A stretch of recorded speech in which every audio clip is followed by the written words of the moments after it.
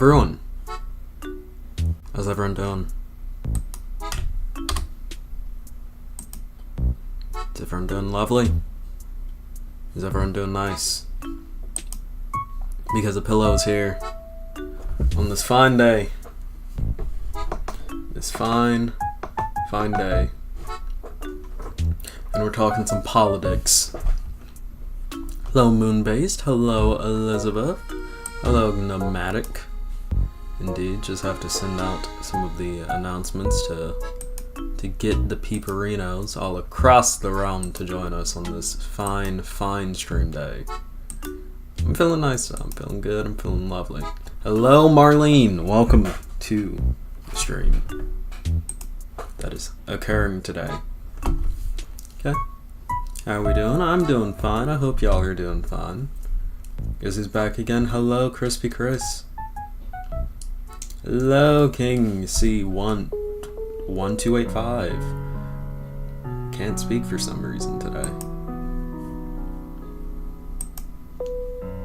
Almost done with moving. Things are going swell. Nice. Nice. Congrats on moving. Hello, Raymond. Last stream you recommended to watch Cabaret and I finished watching it and it was very good. Good. I'm glad to hear. Cabaret, one of my favorite musicals. I'm glad to hear that at least one person went and watched Cabaret after I recommended it last stream. Hello, Spam Tom G. Spam Tom. Hello. Hello, Ollie with a B. Hello, Bombnix. I have a couple of people in here who are new. That's nice. That's always lovely to see. That is always lovely to see. Always lovely to see.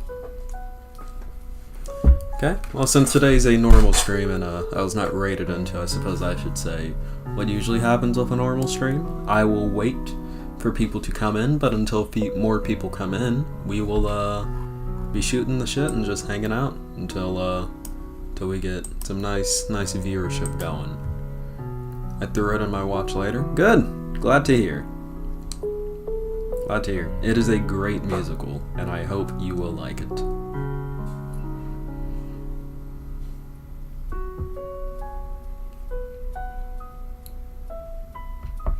Which I know there's a lot to cover today, and a lot of stuff that, I don't know. Hello, Epi Floyd.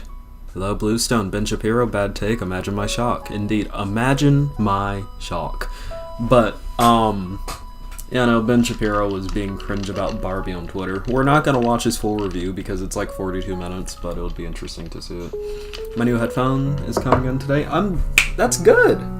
Hey, we all have some new things coming in soon, hopefully. I finally ordered a proper microphone arm for my microphone and a actual, like, dock for my Steam Deck that isn't just, like, something that I plug in HDMI and can't even charge my Steam Deck. I ordered, like, an actual dock for it.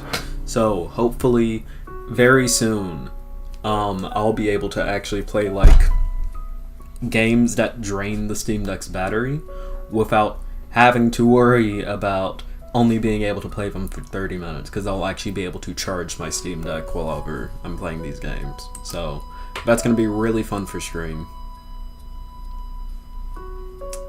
Perfect time for stream. Indeed, Kaylin Dazola. But yeah, so hopefully we get to climb a couple more viewers. I mean, within like the first 3 minutes of me being on camera, we already have 15 viewers, so that's pretty good. That is pretty good for the average stream.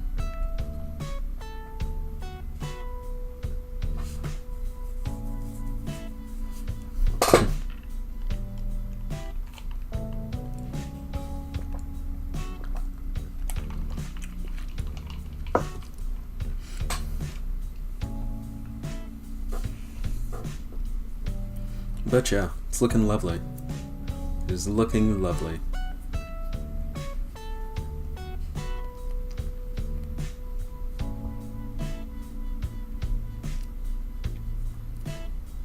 Okay, if I'm gonna be browsing Twitter while I'm waiting for people to join, it would probably be best if I did that where y'all can see it. And by where y'all can see it, I mean where y'all can see it within safe bounds in case some shit pops up. Because I would very much so like to keep my YouTube channel in case some shit pops up. Also, I'm gonna do what I did last stream because I actually thought this was pretty good. I'm actually gonna do a pop-out chat so that I can see y'all regardless of whatever tab I'm on.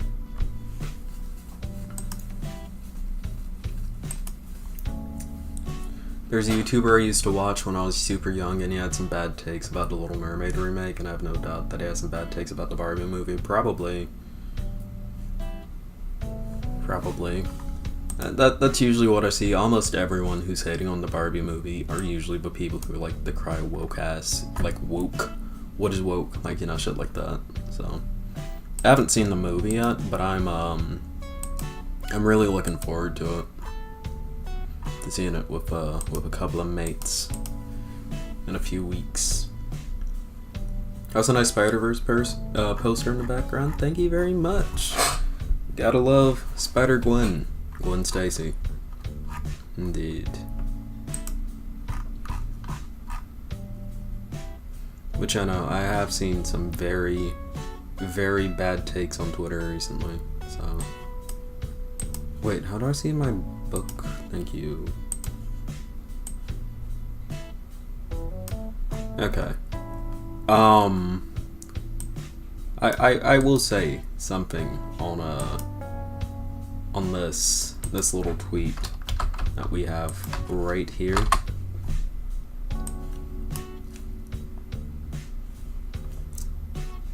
If it can load. Yeah. Okay. So, like, definitely one of the weirder, not weirder, one of the better things that I do like about Twitter is that they will allow you to, like, see conversations that people have in other languages, and, like, Twitter has a very robust translate feature when it comes to what you see on the platform. Hello, Jeremy. Actually, Jeremy, if you want to do that debate today, we can. On a video game difficulty. Because I can honestly take or leave the JJ McCullough segment. Because that one might be a little long, and it's basically just going to be me going like, JJ McCullough isn't even fucking American, he has like no idea what the fuck he's talking about when it comes to why Americans, mostly Americans on the left, are kinda freaking the fuck out right now, and he should sit the fuck down and shut the fuck up. That's basically just going to be my take that entire segment, so if you want to do that debate today, we can. I'm planning to order a Pixar Elemental poster. I love the movie, don't judge me. I'm not. I've heard the movie was very good. It just had a rough start. But yeah, like, I like how Twitter, you know, allows you to see, like, the different languages that people speak. And it is kind of weird sometimes. Weird in like oh, that's interesting. We have a bunch of people down here speaking like Romanian. Like, that's really interesting. I always love seeing that, you know? It's kind of a very big reminder, you know, when you live in a country like the US where really the only other foreign language that you hear is like Spanish, and then occasionally you hear some other foreign languages if you're friends or you know people who don't, you know, speak English or Spanish or their family doesn't. Like, seeing other languages is really interesting. And, like, trying to guess what language it is by the way it's structured is really cool, too. But it is a little weird to depict people speaking foreign languages as, like, aliens. That's a little yikesy, you know? I don't know. I don't know what to tell you. I'm streaming at 1900 EST, playing Disco Elysium. Nice.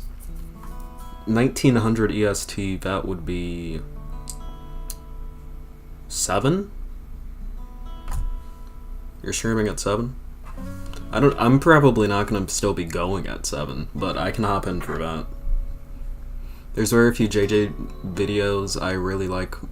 His more current stuff, don't particularly enjoy. Yeah, his more current stuff has been getting, like, increasingly not as good, in my opinion. You hear Ted Cruz was saying Barbie movie was communist because a map where Japan overlaid Asia and had no Europe and 8 dashes. Yeah, like, legit, like, a child's map of the world you know, is what it was supposed to mimic, and then you have a bunch of fucking conservatives saying like Barbie is communist propaganda because fucking they did a map not in the way that they like it. It's fucking insane. 7 or 8 sounds about right, yeah. Check your Discord DMs, gotcha.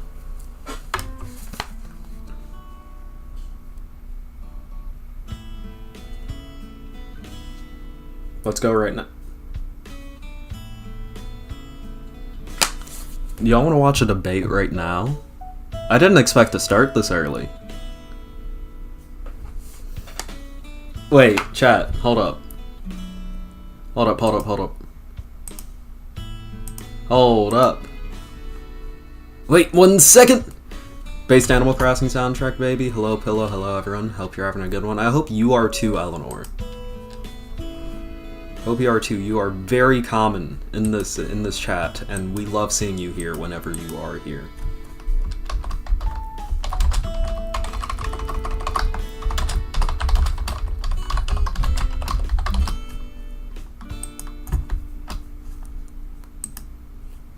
The debate would be on like difficulty in video games. If we are gonna do that, though, I kind of do want to play a game. If we are doing that, because I feel like it would fit perfectly. So depending on how charged up my Steam Deck is. By the way, I like just cleaned off the screen of the Steam Deck. It's looking quite nice. Damn it! It's at 35. I can't do that. I'm gonna fucking drain the shit. Okay, I'll play like Splatoon.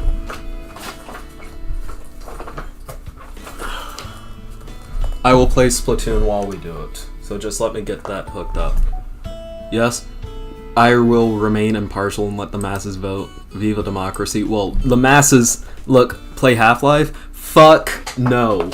Jeremy, I don't know if you were here when I was playing fucking Half-Life, on stream, while covering the fucking Shark 0 shit with, like, cornbread tube. I was getting my ass whooped. And I was playing on hard mode, but I was getting my ass whooped because, like, the controls are so fucking floaty, dude. I was like, damn. God damn. Okay. The plug should be open.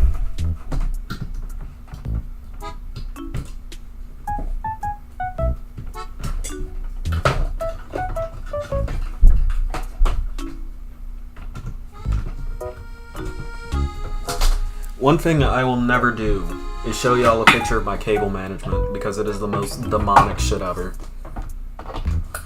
Like, my cable management fucking sucks ass. Like, it's genuinely, like, really bad.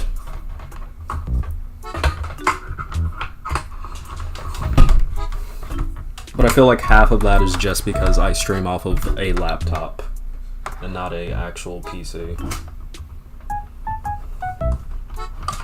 Which, it's a gaming laptop, it can handle streaming, as you can see. But, yeah, it looks like we're overwhelmingly in favor of the debate now. Which I'm fine with. I just gotta make sure... Just gonna make sure my shit is in and functional and working, and it may take a little bit for my Switch to charge. Because last time I had it on, it was about to die.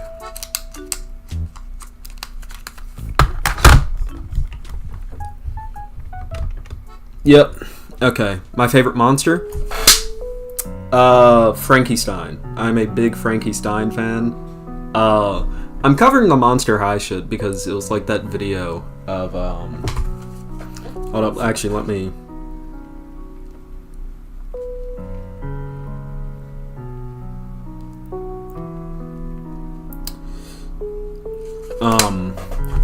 It was the video of, like, that girl who was fucking being recorded by, like, her parents who had religiously indoctrinated her into believing that Monster High was demonic. And I was just like, oh, shit.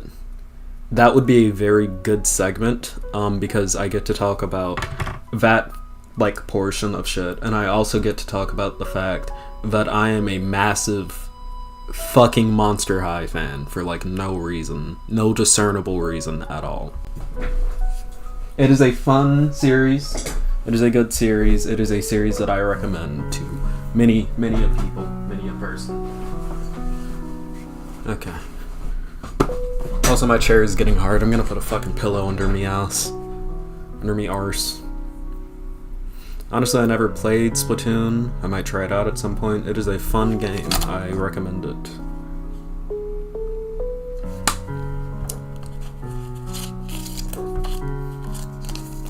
You like Gullian Laguna Blue? Respectable choices. Respectable choices.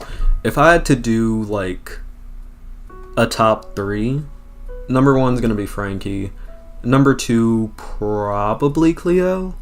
And then number 3 is probably Drag. I know it's cliche as shit, you know? It's cliche, it's basic, but those are my tops. I wasn't expecting a Pillow to be a Monster High fan. It's in my Twitter bio. It's in my Twitter bio. I'll even show y'all. Like, my Twitter bio says fucking Frankie Stein stan, if y'all can see. Like, I really like Monster High.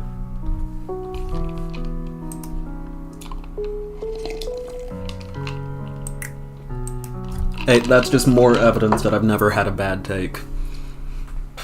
I love them all, but Draculaura is baby. I agree. Draculaura is great. Haven't watched Monster High in a long time, but I remember liking Cleo. Yeah. I don't go on Twitter. That makes sense. That makes sense.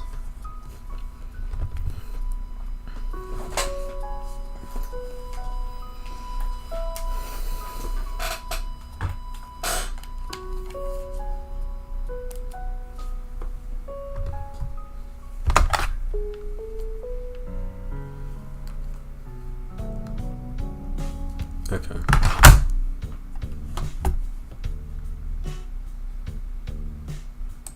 So that means if I go down here, yep. And that just means that I gotta fucking reconnect my Pro Controller into my Switch. Because I'm not playing on Joy-Cons. No. Ah, shit. Come on, stop. Stop. This is why I play with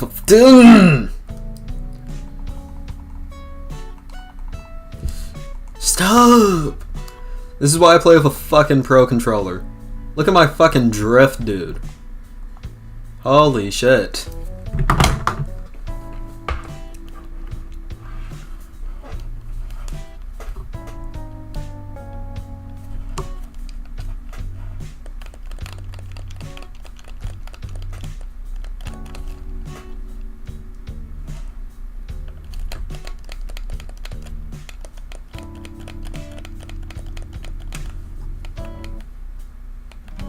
Okay. Hi VCC TV. Hello VCC TV. Wish I could switch vote because I realized after what doing the topic is. We can do it after. Ever watched Negative Legend? They've talked about Monster High. I've watched Negative Legend. Yeah. Pashmina and Sterling.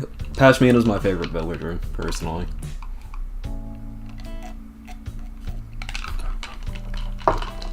Use rubbing alcohol? No. I'll probably just end up getting new Joy-Cons. Like, I got my Switch. My Switch is, one of the original model Switches. Because the way I found out about the Switch the day the launch trailer launched, and the Switch came out when I was 12. So a lot of y'all are gonna feel old, because I'm 18 now. But the Switch came out when I was... Wait, no, 2017...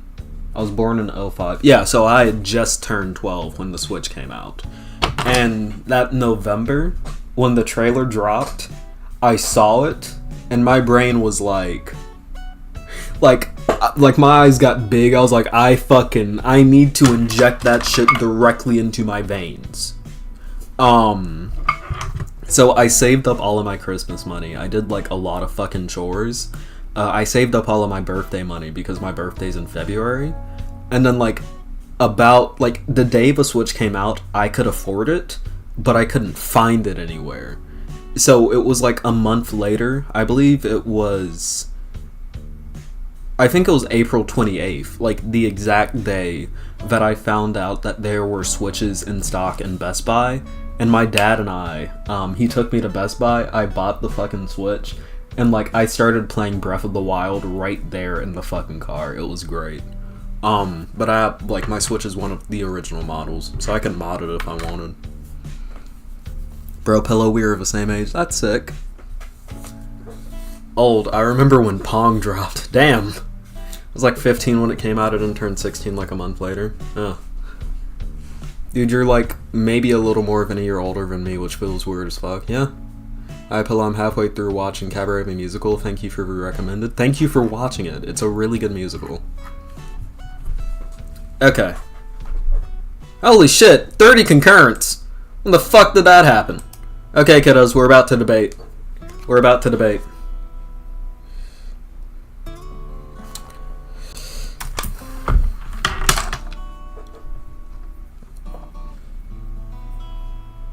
When the fuck did that happen?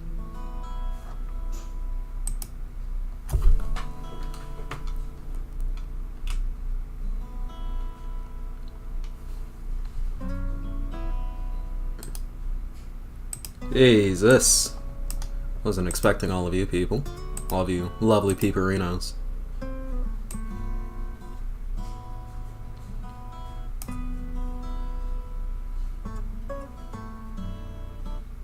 Context, I'm 22 now, so you can tell how old I was then. You were 18, yeah. I sent Cabaret to a friend, she's watching it. Glad to hear.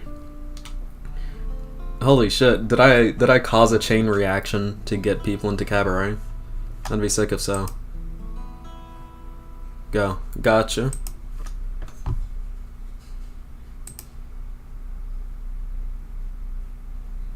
Ooh, wait.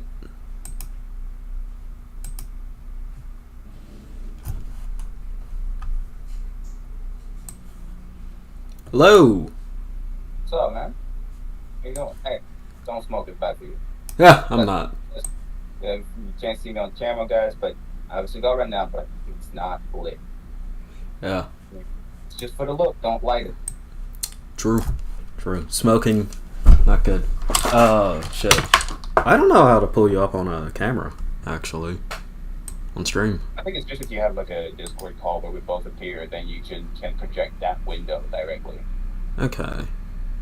Or I might be able to... Can I... Okay, I can pop out... Yeah, I can pop out your call. By the way, salut chat. J'espère que ça va bien. Indeed. Okay. You didn't understand shit of what I just did you. No, I'm low-key kind of focused on trying to get you on on screen. Hi chat, I hope you're all doing well. Indeed. Let me... Okay.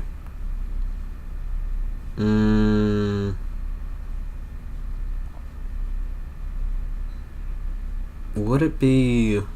it should be window capture. Window capture. And then... Discord.exe null. Yeah. Okay. Okay. And then maybe I can... Can I zoom specifically into yours? I cannot. Okay. So if I drop this down, and then I will add in the guest box. What do you want me to call you in the guest box? Just use my Discord handle. It's what I use on all of my platforms. Gotcha. Hello, chat.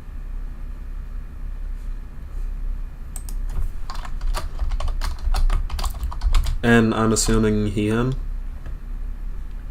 That's whatever. So any y'all? Yeah. Gotcha. Okay, put you in the guest box there. Then I'm gonna go ahead and get this game running up for me as I... Okay, I'm gonna restore chat here because I had it in a pop-out window while I get this game a-going. And I didn't expect to be doing this now, but you know what? It is a lovely departure from any other. It's always better to debate when your opponent is caught by surprise. Oh, true, true. But the thing I is, just had to do it on you. that is true. But Oh, God. what you have yet to realize is that I have prepared for every debate I have done and not done, even in the shower, at all times. I'm always preparing. Oh, yeah. I do the same. I'm driving up to a family gathering, and I'm already, like, getting ready to fight against my brother-in-law. Hey, I get that. I get that indeed. Okay, let me just. Okay. The worst part is I'm actually able to predict whatever he's going to say. Well, think of it as like a superpower. You have ultimate predictor powers. It's amazing. Oh, no, it's just because the far right is incredibly predictable. That too. That too. I wish you luck with that. I do wish you luck with that. That can be very difficult to deal with. I would By the know way, from what's your- experience. Oh, good. What's your take on flag? Just wondering. I know it's a different conversation. My take on what? Yeah, because your take on flag. Because I know you're about to talk about J.J. McCullough, and he's kind of like a flag fan, but personally, I feel like flags are kind of dumb. I think flags are just kind of stupid. I mean, okay. I think I like the colorful ones. I do. I'm not sure about what they represent. I'm not sure about, like, identifying with just a piece of cloth. yeah. Oh, I just realized that my my closet door's open. Let me wait. Gotcha. Well, while you do close that. So anyway, yeah, flags are dumb. Yeah, I would generally agree with that perspective. I'm not necessarily the biggest fan of them, especially, I live in the US, and I don't know how flag culture is in Canada, but flag culture in the US is fucking toxic, and 9 times out of 10 what it ends up being is me just like looking at someone fucking flying a flag or like wearing flags on them, and it's like the US is a country with almost like 336 million people living here. You don't need to like fly a flag. We like the common assumption is you see someone in the US, statistically they are very likely to be an American. So like, Yeah, no, I'm just joking because I was waving flags the whole time I was shitting on flagging. yeah. But yeah. I guess from like a more meta perspective, I think they can look cool, but they can also contribute to like very dangerous notions of nationalism depending on the country. Yeah, I mean, flag culture in Quebec is a bit stronger than the rest of Canada, I think. But it's mainly also because like our flag doesn't look like shit. That helps. That is true. That is true. I will say one thing, a take that I do have. I think like a lot of fucking pride flags look hideous. I like just the main one before they did the update for intersex people, because I feel like that update is just like the purple circle feels out of place, right? Because it was all straight lines and triangles, and then there's a circle. Yeah. And then you have like I think the I purple have no circle. problem with it on principle. It's just like the aesthetics of it all. Yeah, I get that. I get that. I think arguably like I'm gonna be honest, one of the reasons why I say that I'm bi and not pan is just because I think the pan flag looks fucking hideous. Bro, listen, I have gone out and slept with people of every gender on Earth, all of the infinite ones, and I still would refer to myself as bi. Exactly. Just because the pan flag looks horrible. It's a bad looking flag. But I guess whenever you're ready to get into video game stuff, I can do like an intro and then Oh yeah, sure.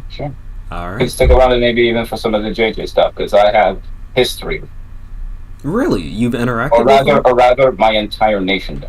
Oh, fair. I was about to say, if you know JJ, then that would be a very interesting thing to know. I know people who have interacted with him.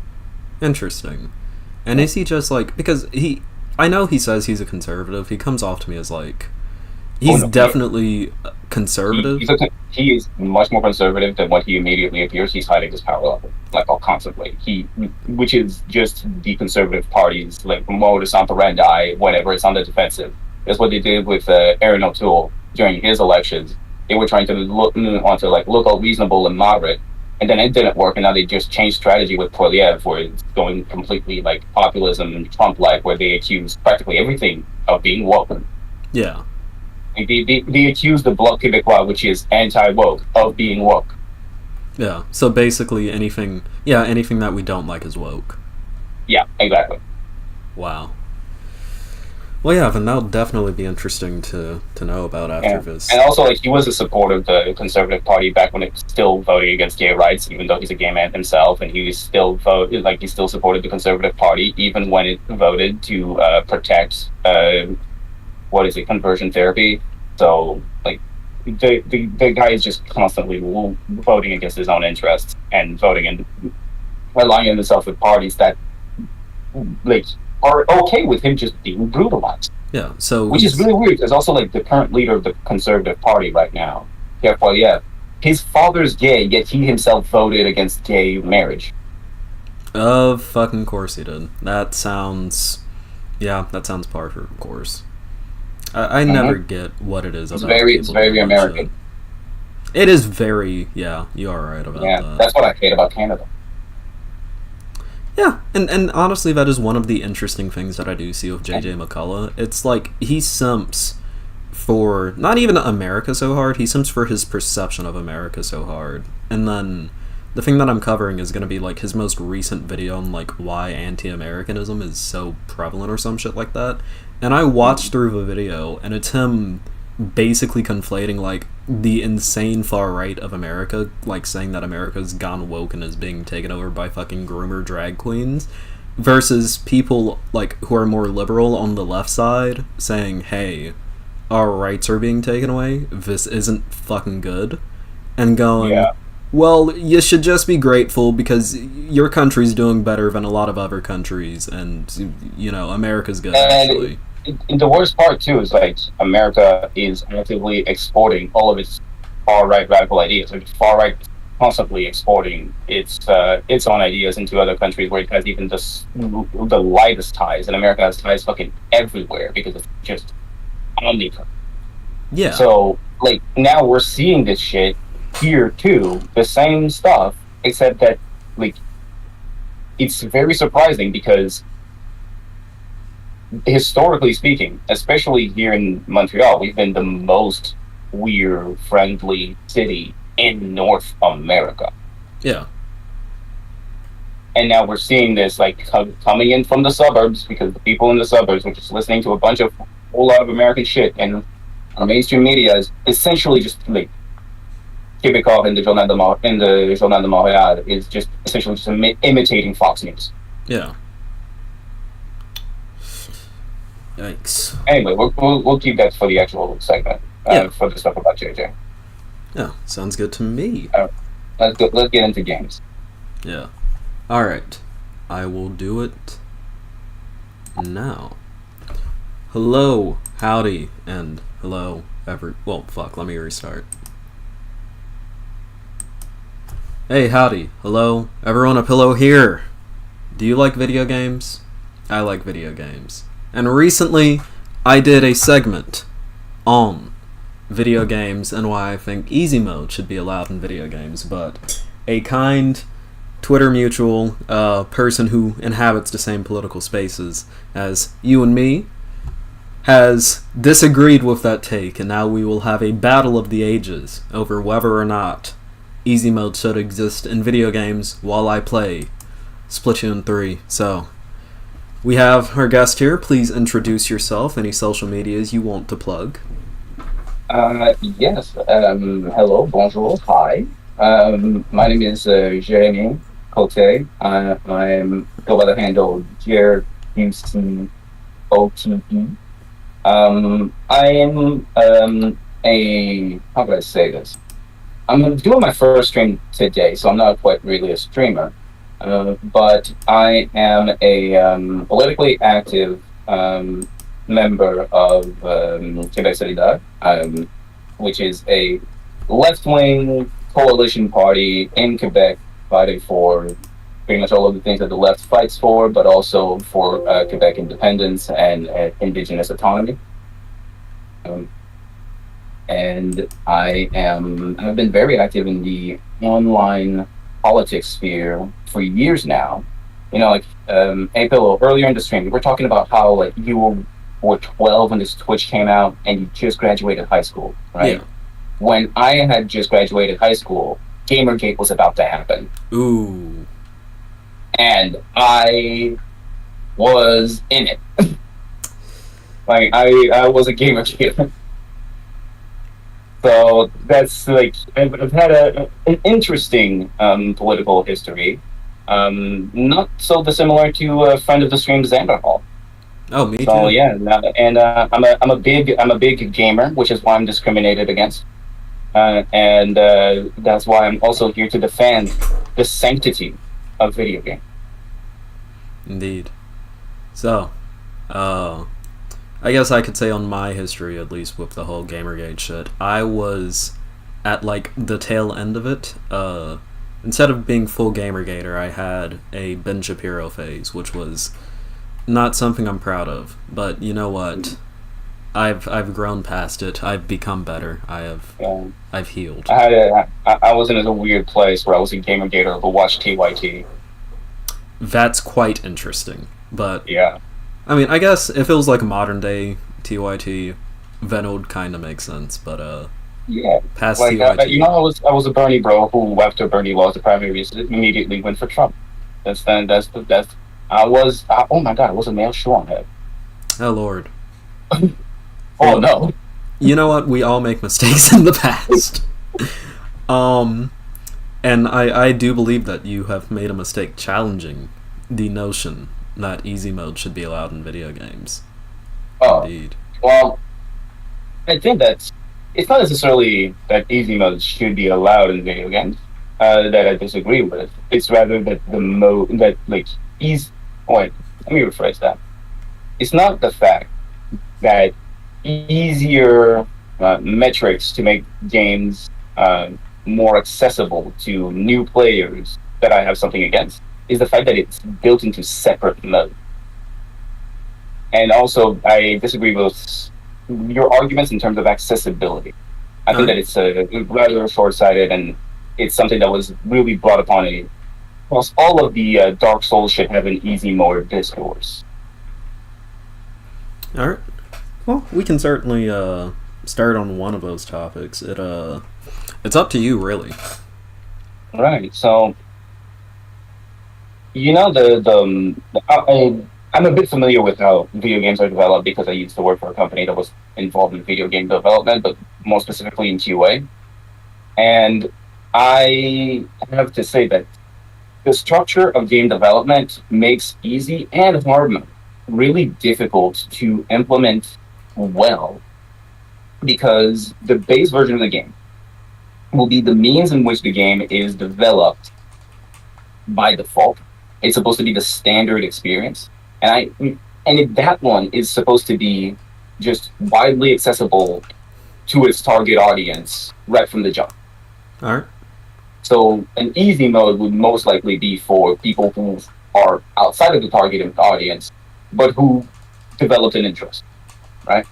So I think that essentially when games have such wide appeal that they end up going outside of their target audience, the best thing to do is to have a comprehensive and mostly, especially very engaging tutorial so that people can get into all of the mechanics, even though the game can be complex. The huge example that I would use for that is Devil May Cry. Devil May Cry is a really complex game that it has an incredible amount of different mechanics, all centered around the combat. It is essentially the father of the character action game upon which God of War was built, upon which God Hand was built, upon which Bayonetta was built. Just it was revolutionary, and it created a genre. Alright.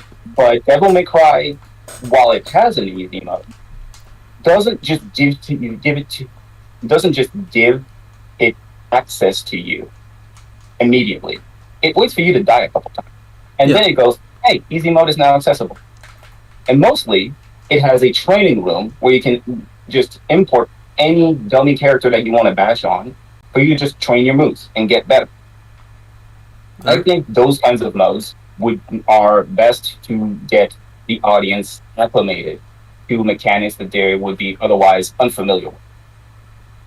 Um, but mainly when it comes to easy mode, I think that there's a whole stigma already based around it, where because the normal mode is the base experience, people look down upon people who use easy mode. And that's the whole stigma that you talked about in your video.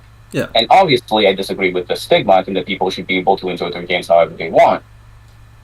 But the stigma has also been internalized by a lot of people. And so this very simple fact that easy mode has been separated from the default experience makes it so that people will be reticent to use it in the first place. All right. So, and that's why I also think that different, let's say, more dynamic difficulty modes, like in Resident Evil 4, probably better. The game will adjust its difficulty without telling you, so as to make itself more pleasurable and more accessible. Okay. So it seems like, and of course, correct me if I'm wrong. It seems like what you would prefer is just better access to training resources in games to actually, I guess, get better at the games, and also maybe a more have dynamic the default experience be more dynamic in its response to player input and players, let's say, players' engagement with the game environment. Okay. That's certainly interesting. I would say, I mean, I generally agree with the idea that more games should have training arenas with, with like the game mechanics. I would generally agree with that. Because having training arenas with the game's mechanics would I mean, honestly, I think it would be better to get people into the game's mechanics. Because, like, I've played video games before where they will introduce something, and then you have, like, maybe one level where you can kind of test it out and use it, and, like, they force you to train with it. And then, like, past that, you don't get to do anything involving actually training with it, which is disappointing because it encourages you to not use it as much as an ability. So I would agree with that.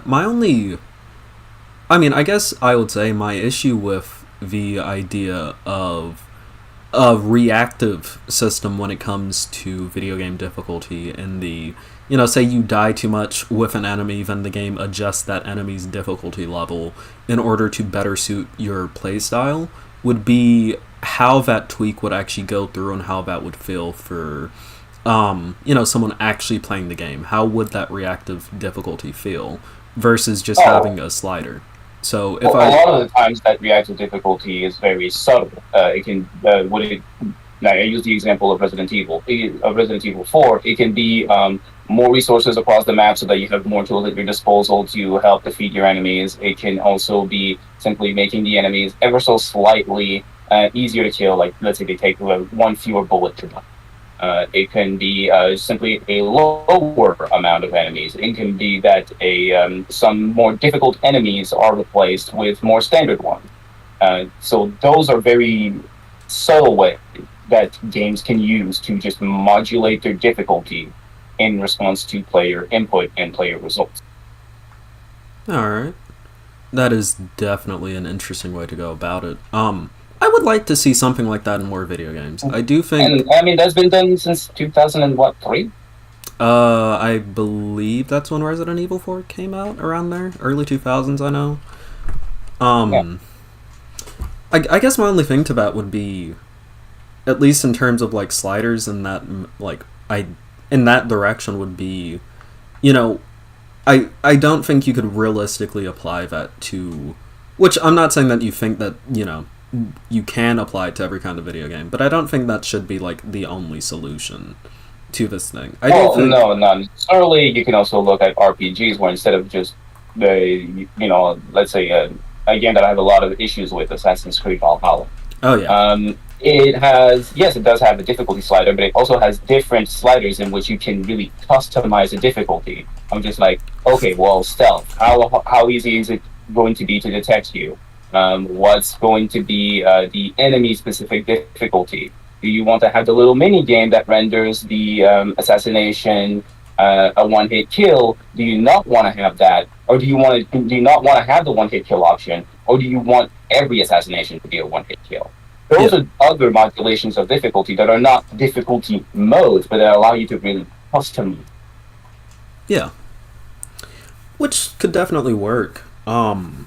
Especially comparatively to like other video games when it comes to difficulty with like I'll use Fallout 3 as an example. I've been watching a lot of H Bomber Guy videos recently, especially his more critical ones because I'm doing a video essay currently on Infamous Second Son. And Good game. Good game. Disappointing, but good. I I agree with the disappointing portion. I'm hoping First it's gonna Light be. was better. Pardon? First Light was better. I on DLC. I agree. It I was just agree. more focused. The story focus in First Light was better. I agree. That's actually something that I'm gonna Gameplay say. too.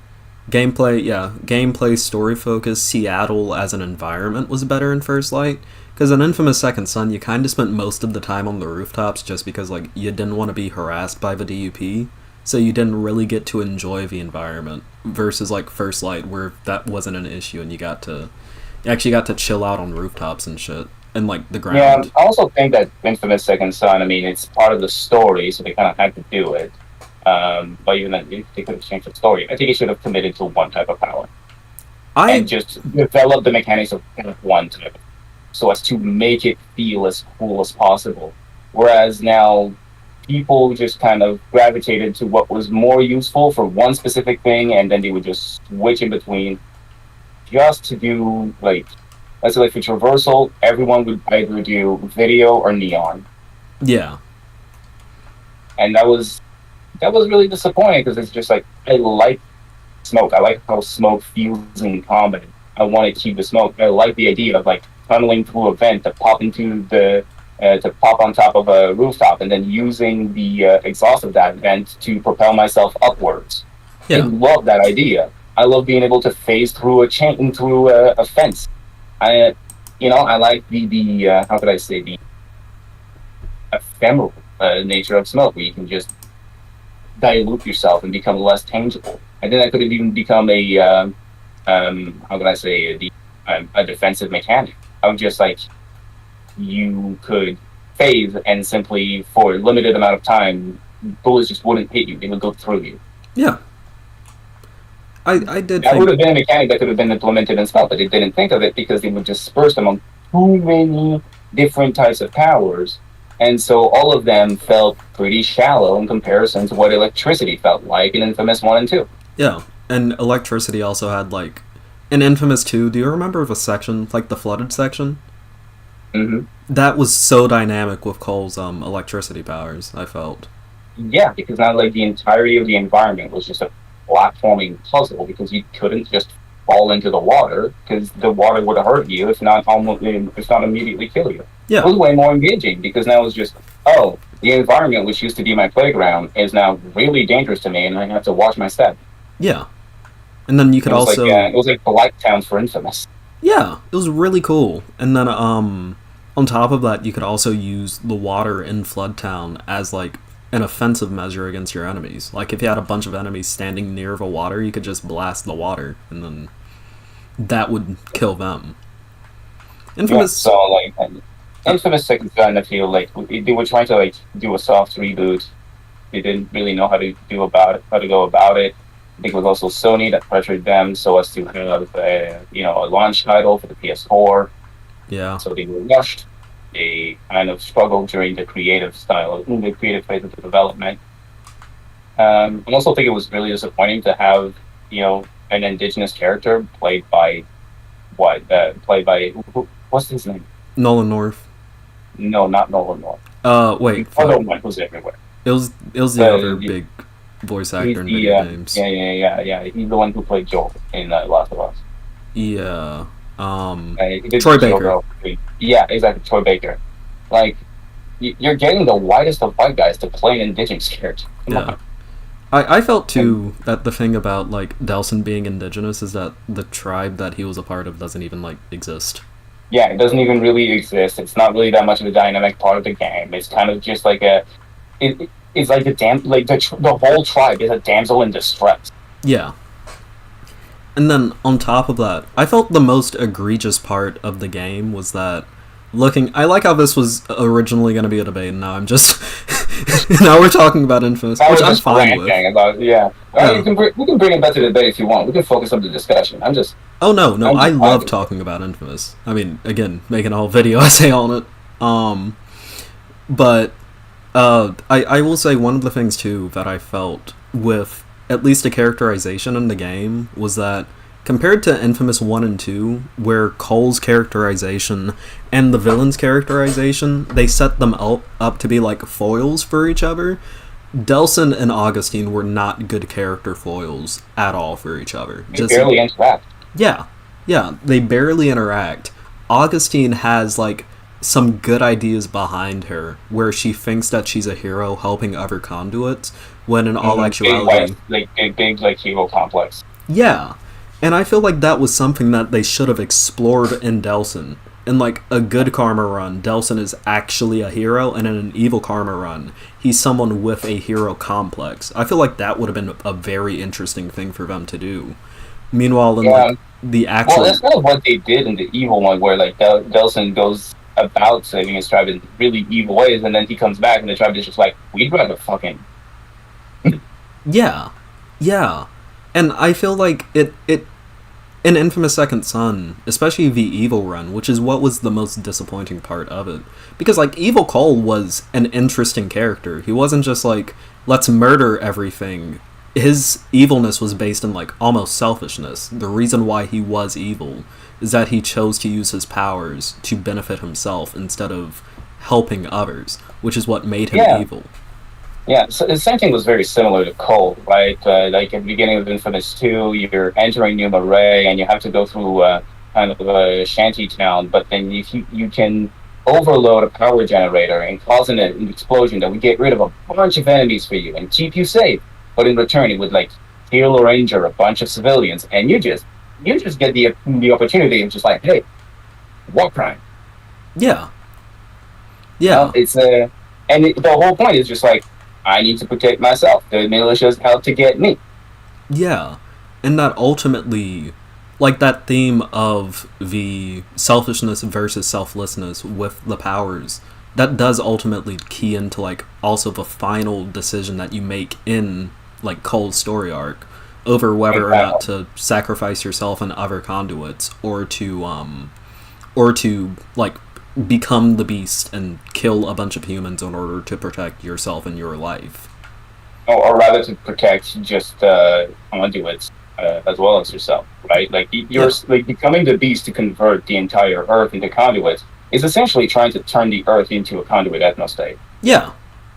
And it's believable because they actually give Cole like time to develop as a character in the good and evil runs. Yeah, it's like, Whereas, do you die Professor X, or do you live long enough to become Magneto? yeah. And that was really cool. Versus like the final decision in Infamous Second Son, I can make like good arguments as to why you should kill Augustine. Like I can make Yeah, arguments from a morally correct position as to why Augustine should be killed. Or at least absolutely. morally correct in my The idea is she morality. would get arrested in the first place, considering her place of position, considering her position of the government, is hilarious. Yeah, yeah. Like it's really interesting looking at, because I don't know. I felt that Infamous 1 and 2 were some of the best writing to come out of the PS2, PS3 AAA era of games. Like out of the bigger name kind of, I guess you could say, shoot 'em up games, because Infamous, at least playstyle wise, Yeah, is definitely one of those games. I felt like Infamous and Infamous 2 had the best written stories of those. And Sucker Punch, generally as a studio, are able to churn out like really interesting stories in almost every one of their games, including like the Sly Cooper Constitution is games. amazing.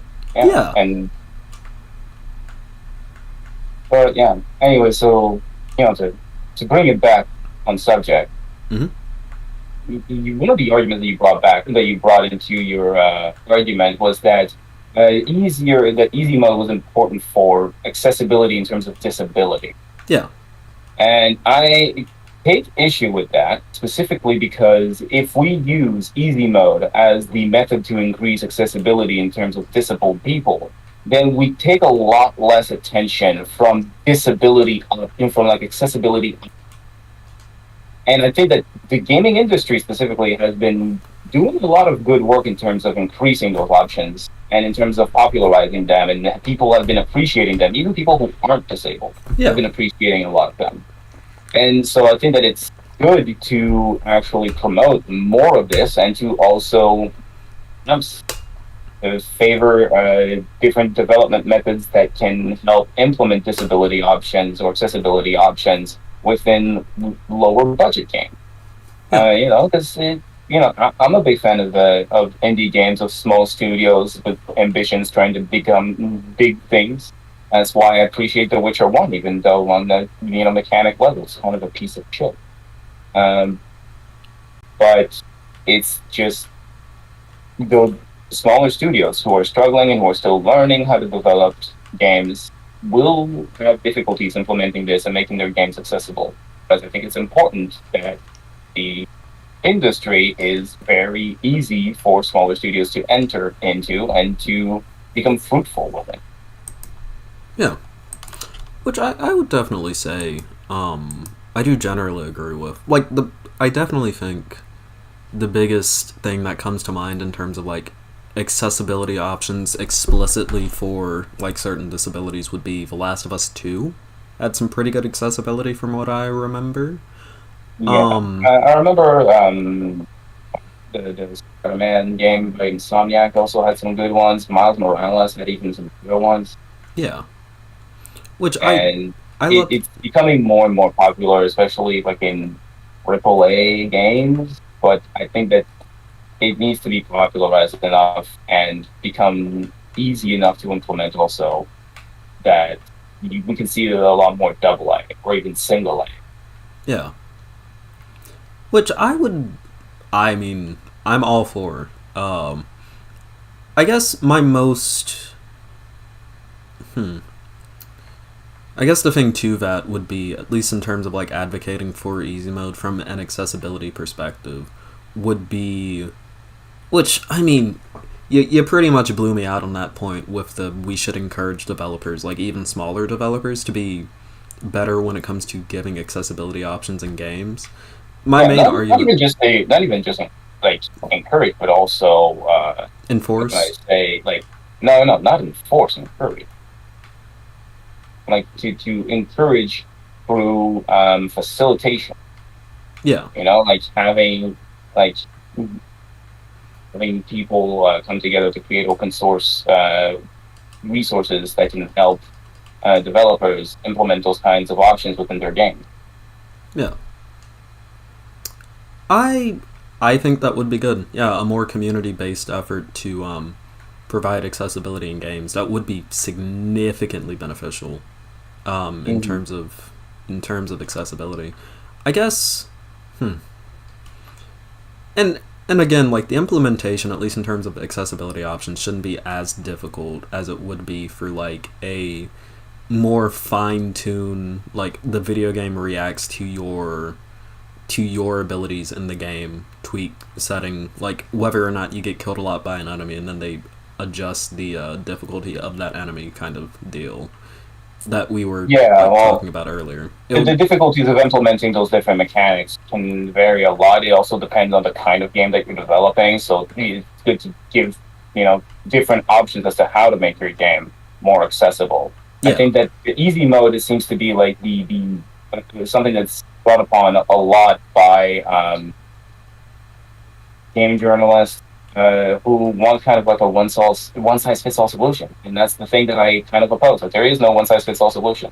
I yeah, think that we should encourage actually a variety of tactics into how to make the games easier to play. I also think that we need to make like a variety of devices and controller types that are more accessible and more comfortable for people with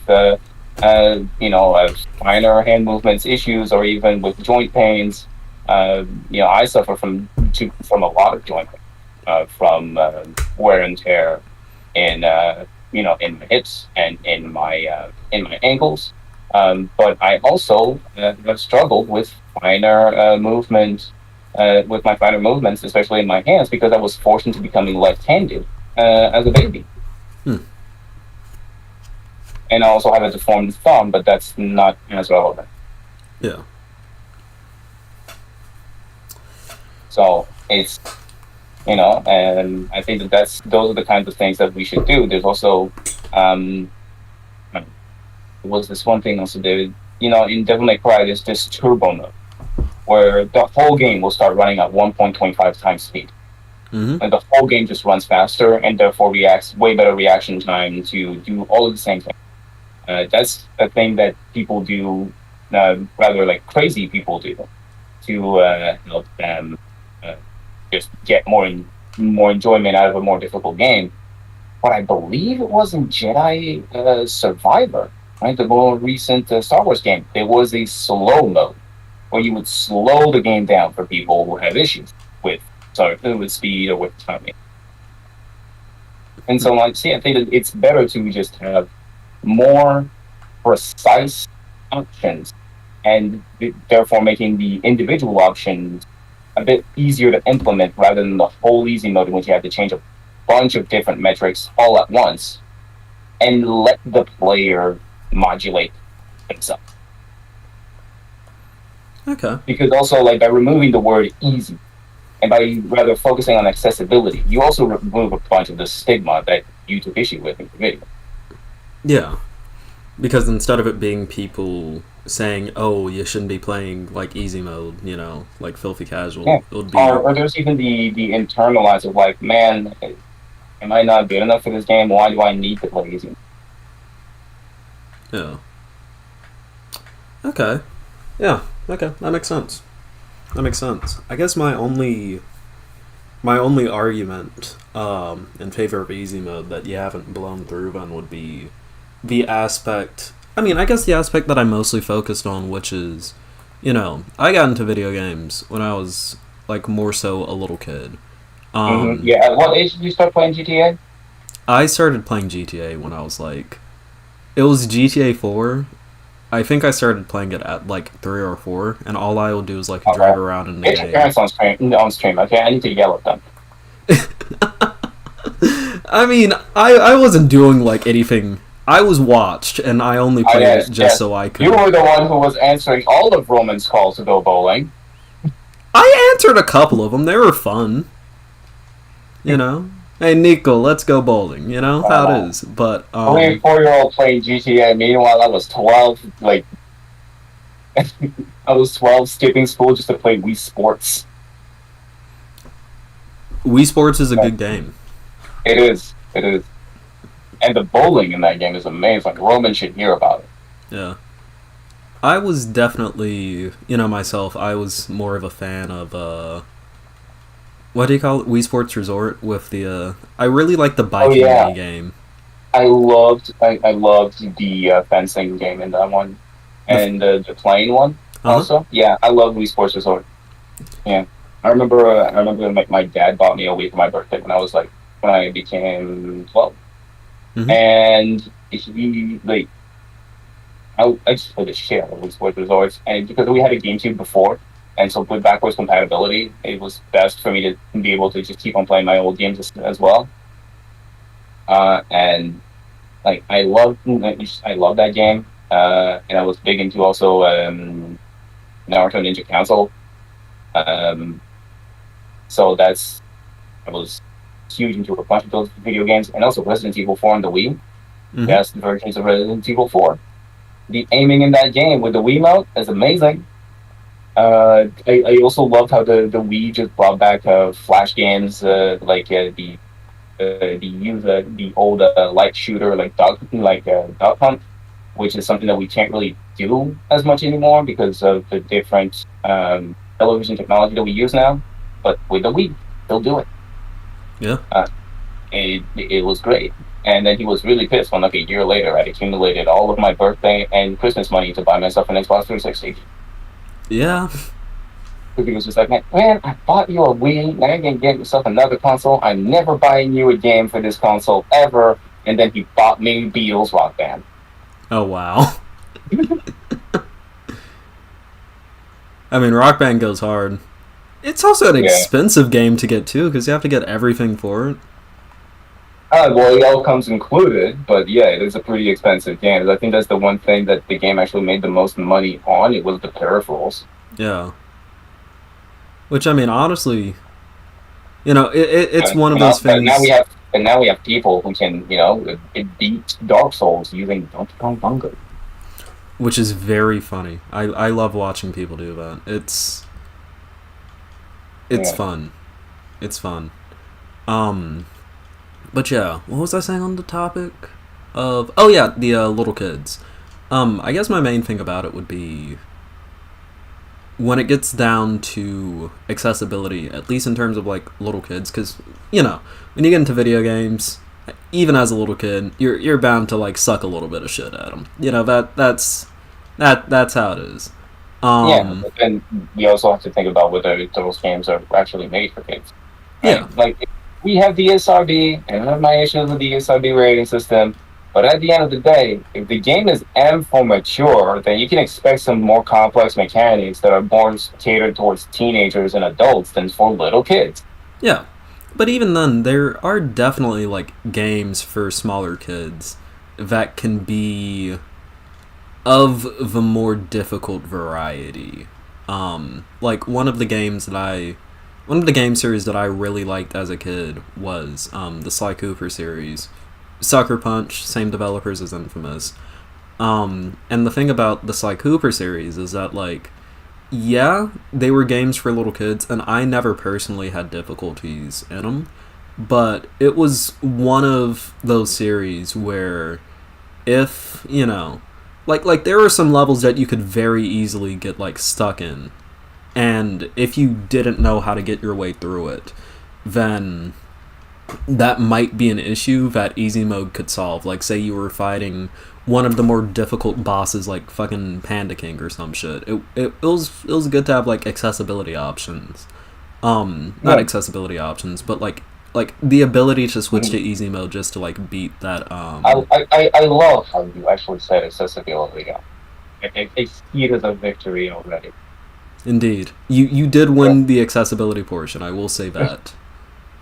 Yeah, but for me, it's also like it's like they were like back then they were guides, but you had to buy them. Nowadays, you can just look up like, okay, how do I beat this enemy? How do I go about it? You can go on YouTube. You'll find tutorials. They'll go with it. They go with it with you, step through, like step by step.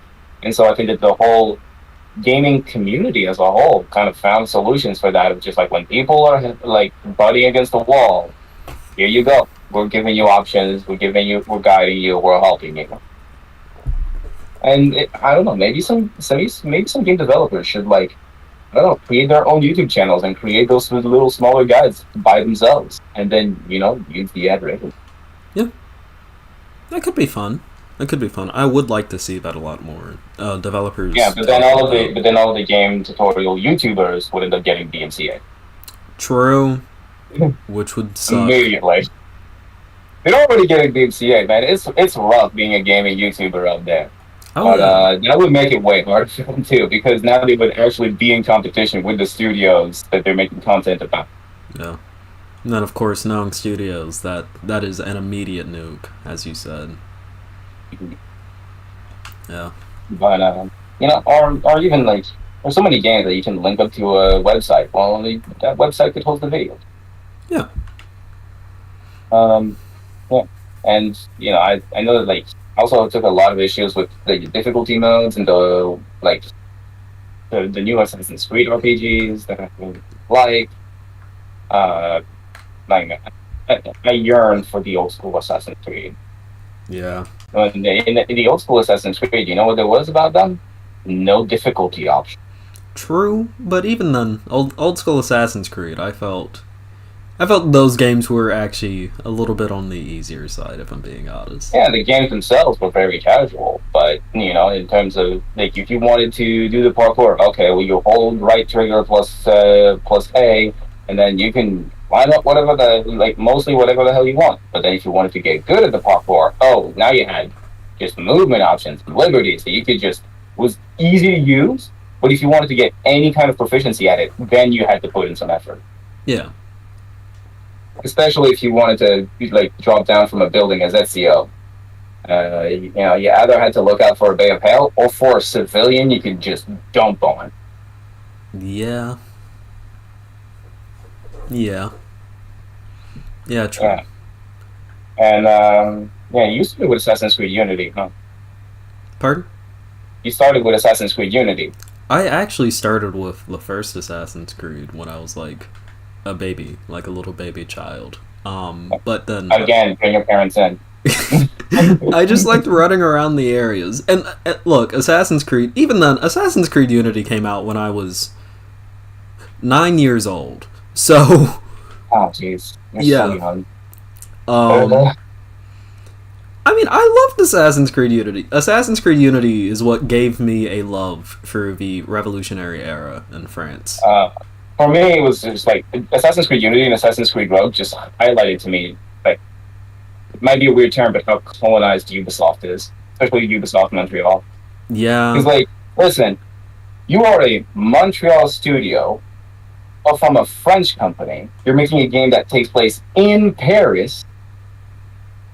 The script is in English, the mocap is in English, all of the characters barely even have a French accent. In fact, they have a British accent. Yeah. Like, dude, it was sad. Are you really trying to cater to the Anglo market that hard?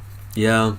And also, and then you have an Assassin's Creed Rogue, where like the only game in which the Templars are the good guys, is also the game in which the Templar are like us, like against the French.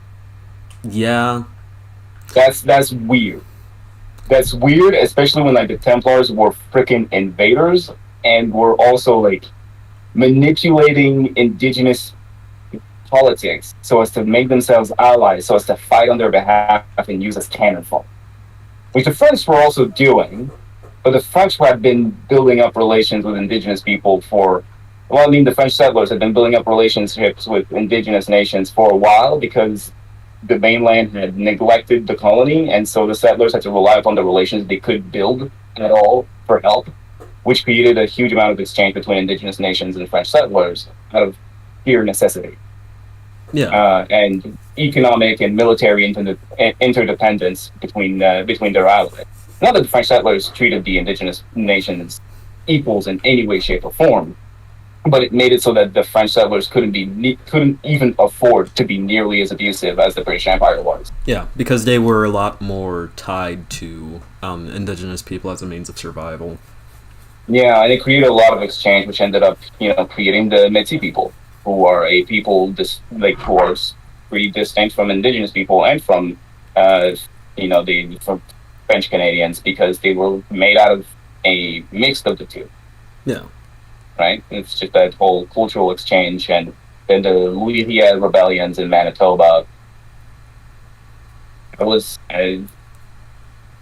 like a whole demonstration in the exchanges that took place. They were even like the French mainland looked down upon the French settlers and of France because they were too close to indigenous people. They were like, "Why are you turning into savages? Yeah. Like, why are you fraternizing with these beasts?" Yeah. It was really freaking weird, and to this day, France just keeps on looking down upon French Canadians, specifically, really out of classism and racism. Yeah, which is really unfortunate too, because like France being racist is nothing new. Oh no, not at all. They're like professional fucking racists. It's insane, but I don't know. Because, of course, you are more plugged into the dynamics between Quebec and France than I am, as, a filthy American.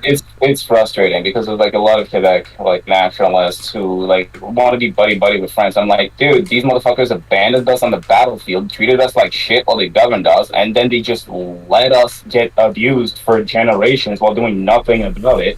But now, just because one guy showed up and said, "Vive le Québec libre" while visiting Montreal, all of a sudden, we want to suck their dicks.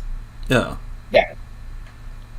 Which, oh god, that actually And, like, correct me if I'm wrong, and I know we've had this conversation kind of in private before, but that almost reminds me of, like, racial dynamics between... Oh, shit! I just got killed in a game. I'm sorry, I saw my life flash before my eyes. But, the racial dynamics of, like, French Catholics versus the Anglo-Saxon WASP.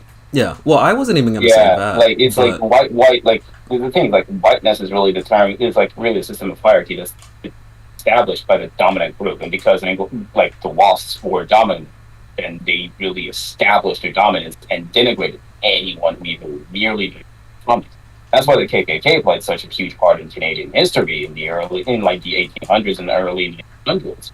They were just heavily mobilized against French Canadians, against the French language, against the Irish and the Italians. Like, it was horrible. And the same thing happened in the American Northeast. Like in Maine, the main target, like the primary target of the KKK in Maine was French Canadian. It was like, it shows that, it highlights that, among ethno supremacists, as soon as there's like a lack of visible minorities, they just suddenly start finding certain white people a whole lot less white. Yeah. That's even something that happened to Cajuns in Louisiana. Well, I mean, the Cajuns were French Canadians that were forcibly deported by the English Empire during the 7 Years' Wars. They came from Acadia, right, from Atlantic Canada. They were forcibly deported after they refused to swear fealty to the king, and by forcibly deported, I mean, like, they tried to gather up all the men, which means like boys 13 years old and up, into a church for peace talks, and then that was actually a trap, and they were planning on massacring all of them. But many of them just didn't go, and then it led to a lot of rebellions. But meanwhile, like, women and children were forcibly deported by the tens of thousands. Half of them died at sea. A lot of them ended up finding themselves in the 13 colonies where they were like heavily rejected. Then they progressively migrated towards Louisiana just to have one place where they could settle, and that's how the Cajuns. Yeah. And then the Cajuns developed a much more unique identity because there was a lot of Haitian migration during the 18 and 1900s, and obviously they were Catholics, they were French speaking or Creole speaking, they were both being heavily discriminated against, they were forced into poverty where they had to share socioeconomic environments. They just formed camaraderies. And the same thing with indigenous people in Louisiana. They were all kind of forced into the same social environment and became much more cohesive people. That's how Cajun food really developed. Yeah. And now they don't like. What I see a lot, at least in my area. I live in the South myself. Even then, when it does come to like Cajuns as a people, you see their food, you never really see Cajuns represented outside of like food, which is unfortunate, because I think as a group of people, they are very interesting and culturally rich to look at, like what happens. I actually saw a little documentary on YouTube the other day that was talking about the remaining Francophones in Louisiana, the remaining Cajun. And a lot of them are still stuck within that dynamic where they're forced to live in isolation so as to not be just like submerged in the Anglo hegemony, because now English is what's promoted as the cool thing. English is promoted as the default. And so the kids are just forced to are introduced to Anglophone environment, and without having been into a Francophone environment first and actually developing an appreciation for their family's culture, then they'll lose it. Yeah. Like the whole generation will lose it. And it's after generations of brutality that the Louisiana government implemented against Francophones and against the Cajun people in the entire United States. So many different states just banned the French language from education, would beat any French-speaking or immigrant tongue-speaking child at school. They would just get brutalized. They would be beaten up until they would either start speaking only in English or quit school. Yeah. And that's why so many Cajun people are uneducated. That's why so many Cajun people are poor. That's why so many Cajun people were deprived of socioeconomic mobility. Is because they were denied space in the public sphere. They were denied civil rights that should be guaranteed to everyone. Yeah. Like what killed French in America? Systemic racism. That's what killed it. Yeah. And same thing happened all across Canada. You can look at Ontario, Regulation 17. Kids were only allowed to learn French for like 2 years of their entire school career, and if they spoke French within the school, they would be beaten. That also affected a lot of school districts in the west of Quebec that fell under Ontario jurisdiction because of their proximity to it. That ended up killing the French language in many towns. You can look at the Thornton Law in Manitoba that made it illegal to study French or study in French. So then a lot of Francophones, when they were going to school, they had to just smuggle in and hide their French textbooks. In Alberta, Francophones were not allowed to even form their own school districts up until 1990. It wasn't up until 2018 that Ontario created its first Francophone university. Francophones are just treated as if they don't exist in the rest of Canada. And a lot of it has to do with the hyper focus of Quebec as like the French place. Because then it gives them just to go ahead to ignore Canadians and to ignore French Canadians everywhere else. Yeah. Meanwhile, also Quebec isn't helping French Canadians outside of Quebec. Actually, it's actively harming them because it's constantly about trying to protect province autonomy so as to be able to preserve its language within its own borders. So then whenever French Canadians outside of Quebec ask help from the federal government, Quebec actually impedes them. Yeah. Because it's constantly scared of losing its own power. And it's just another highlight of how the dynamic between Quebec and Canada are just foundationally a conflict between the two. Yeah.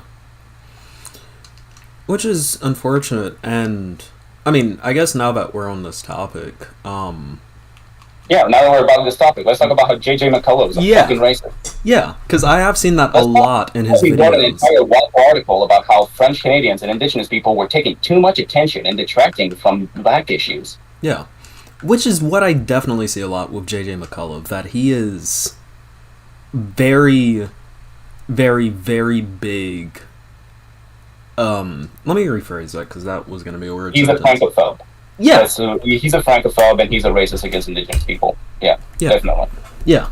Like, he absolutely rails against Quebec to extents that it's obsessive. It's weird. No. The weird thing is, like, he's a prime example of it, but this is standard. This is Canada. Like, this is the first stream in which I could be openly Quebecois and not get shit for it. Yeah. In my entire time online. Like, just last week, I was called an inbred fraud by somebody that I'm otherwise friendly with, and it was just the blue, just no reason. It's like, this is like, America and Canada were built upon white supremacy, and because the French were not considered white within the time that those two countries were founded, it created a whole lot of social biases that created like heavily francophobic sentiments in both countries, and those were never reconciled. Those are barely even acknowledged. Yeah, and that caused a lot of damage all throughout both countries' histories, and that history not only is barely even acknowledged, is barely even reconciled with. It is barely even known by its own people.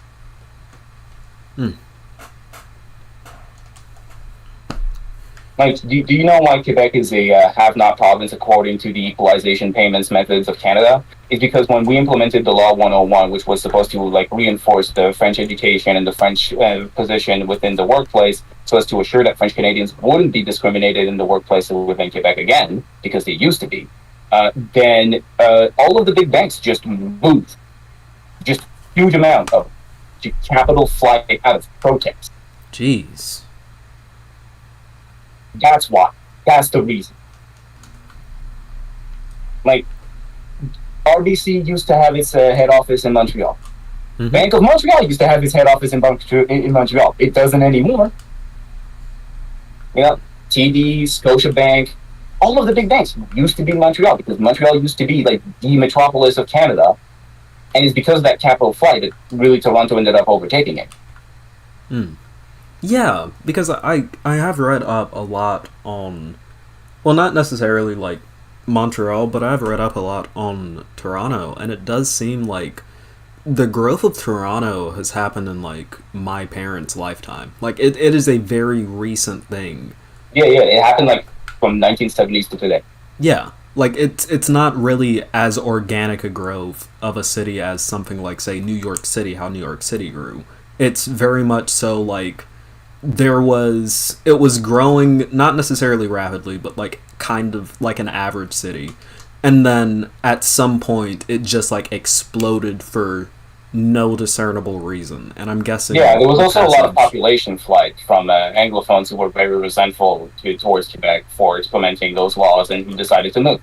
Which, like, hey, if people who are descendants of colonialist rules and who took for granted the power that colonialist rules granted them feel resentful when it is put into question and therefore decide to leave, cool, you have the liberty to leave, do so. Yeah. Like, no one's forcing you to leave, but if you feel like you want to, no one's stopping you. Yeah. Which does suck to see. And I mean, Yeah, and it's tough to see that like the sentiment that I just expressed is expressed in much more radical ways by a bunch of people just like, hey, if you don't want us to reaffirm French in every single space and to deny English in every single space and to deny Anglophone services and to deny Allophone services, then get the fuck out. yeah. Like, that's not acceptable. It's like, if you want to preserve the abusive power dynamics that used to be just because it benefited you, and then when that power dynamic doesn't necessarily change, but just switches around so that you're not the power, so that you're no longer in power, yeah, move to where you are in power. If that's what's important to you, yeah, go do that. Yeah. Yeah. But then when that happened too, like you said, a lot of industries unfortunately ended up moving out as well with them. Yeah, well, they didn't move out with them. They those were two different things that happened in coincidence. But the thing is that colonizers tend to control industries, and so the colonizers who were resentful, well, a handful of them were the heads of those companies, Yeah. and so they took their company with them, and they like it was resentful sabotage on their part, and there's been some communication to indicate that Pierre Elliott Trudeau had a hand in that and facilitated it. Hmm. Like Justin Trudeau's dad, the guy who, like, the guy who, like, I know people who were taught by him in university, and the comments he would make about Quebec and its people were, like, he would say, like, why are you trying to bring genius in at people that. Yeah. So he was almost self-hating in a way. Oh, no, not almost. It's over. Yeah. Hmm. Like, he when the whole question about Quebec independence was brought upon in the 1960s, which is what propelled his rise to fame and power, because he was so overtly opposed to it, and it created kind of Trudeau mania. He just called people who were even favorable to independence low people. Interesting. So he was. God, I'm trying to think of like an American, because like most of my audience is American. I'm trying to think of like an American. It's like, and it's like it's just a really weird situation because, like, Quebecois, yeah, also originate from colonial settlers, and it's just weird because it's just like it created this hierarchy where, like, French Canadians are like marginalized and treated as second class, and then Indigenous. Then there's also visible minorities that oftentimes even lower than that, and then there's Indigenous people who are just like freaking fourth class. Like, it is, like, the hierarchy is way more defined than just first and second. Yeah. And when I say second class, like, I'm not even talking in Quebec. I'm talking outside Quebec, because within Quebec it's an entirely different dynamic. Yeah.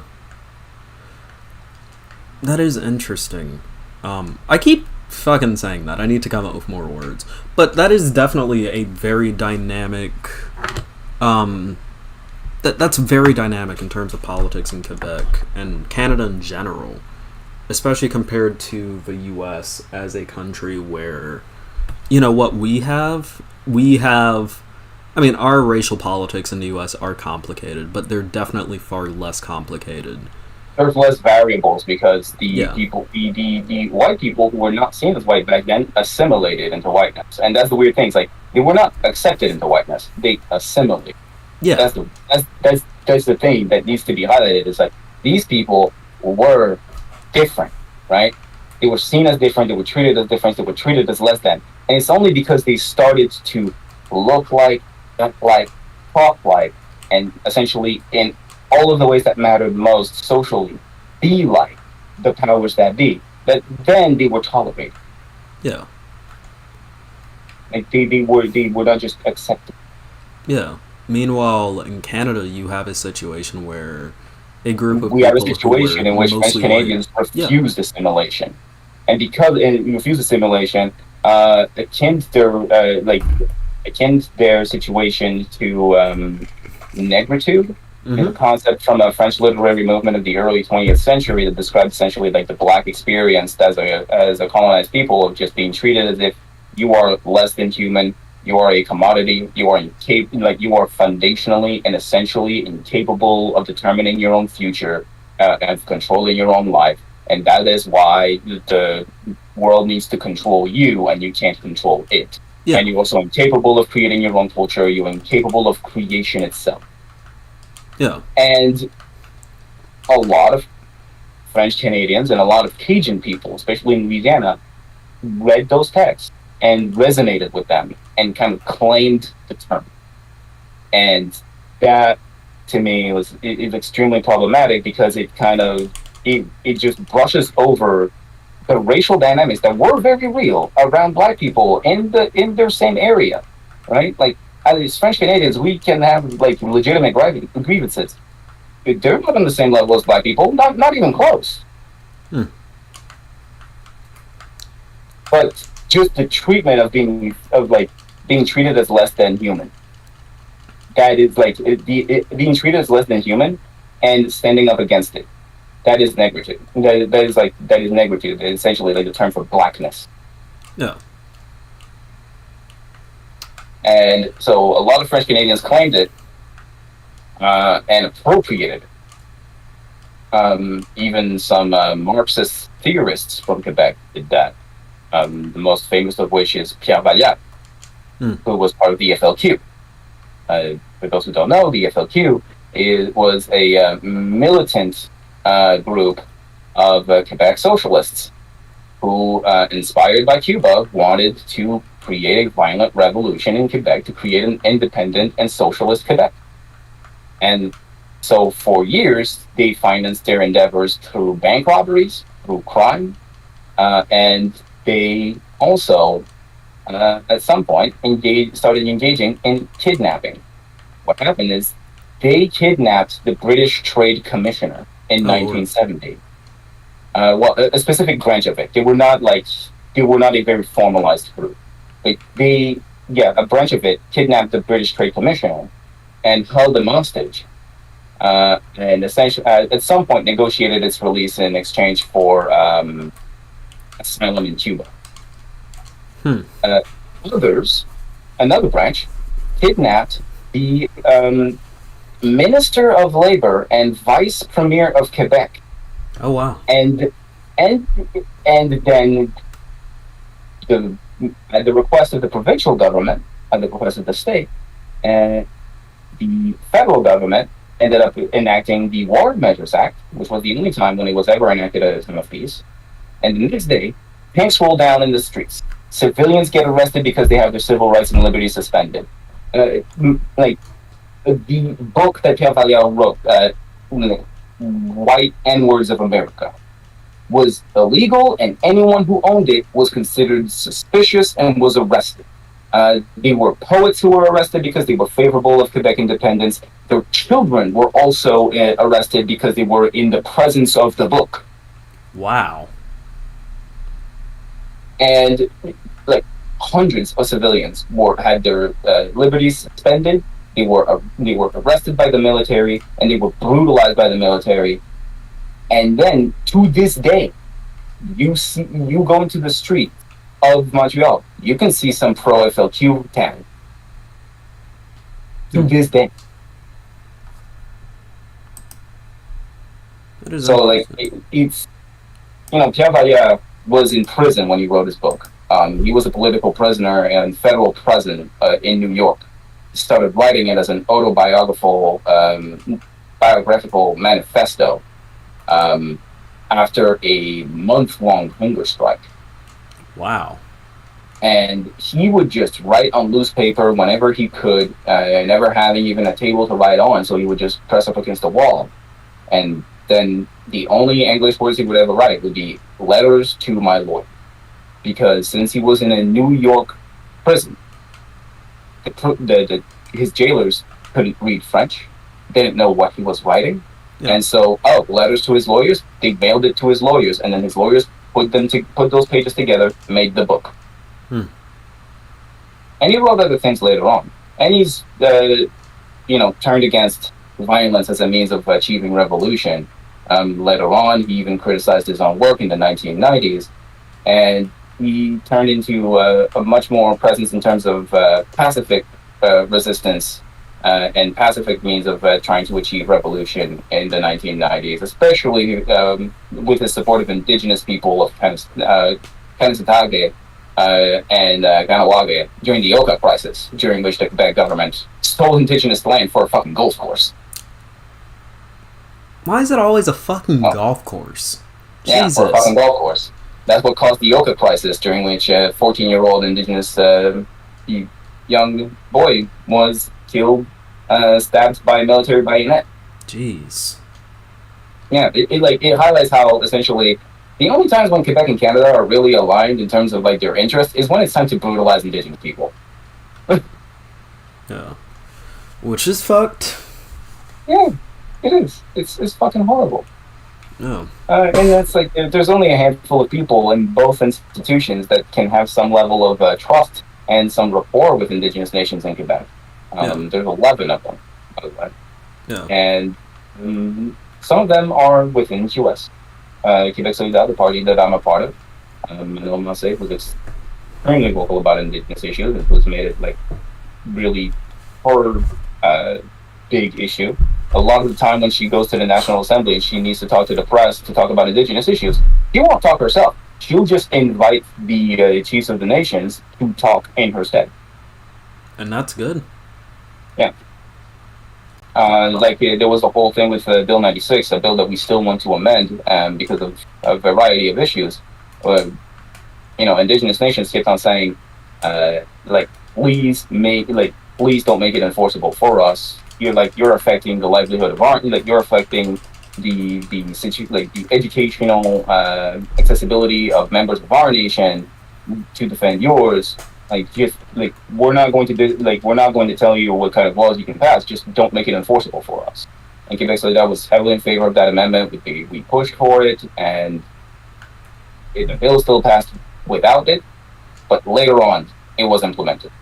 Later on, we got that W. That's good. And that is also something too that we could talk on, especially involving, because you are politically active, especially compared to a lot of people on the fucking online left. I was at a political gathering just yesterday. Yeah.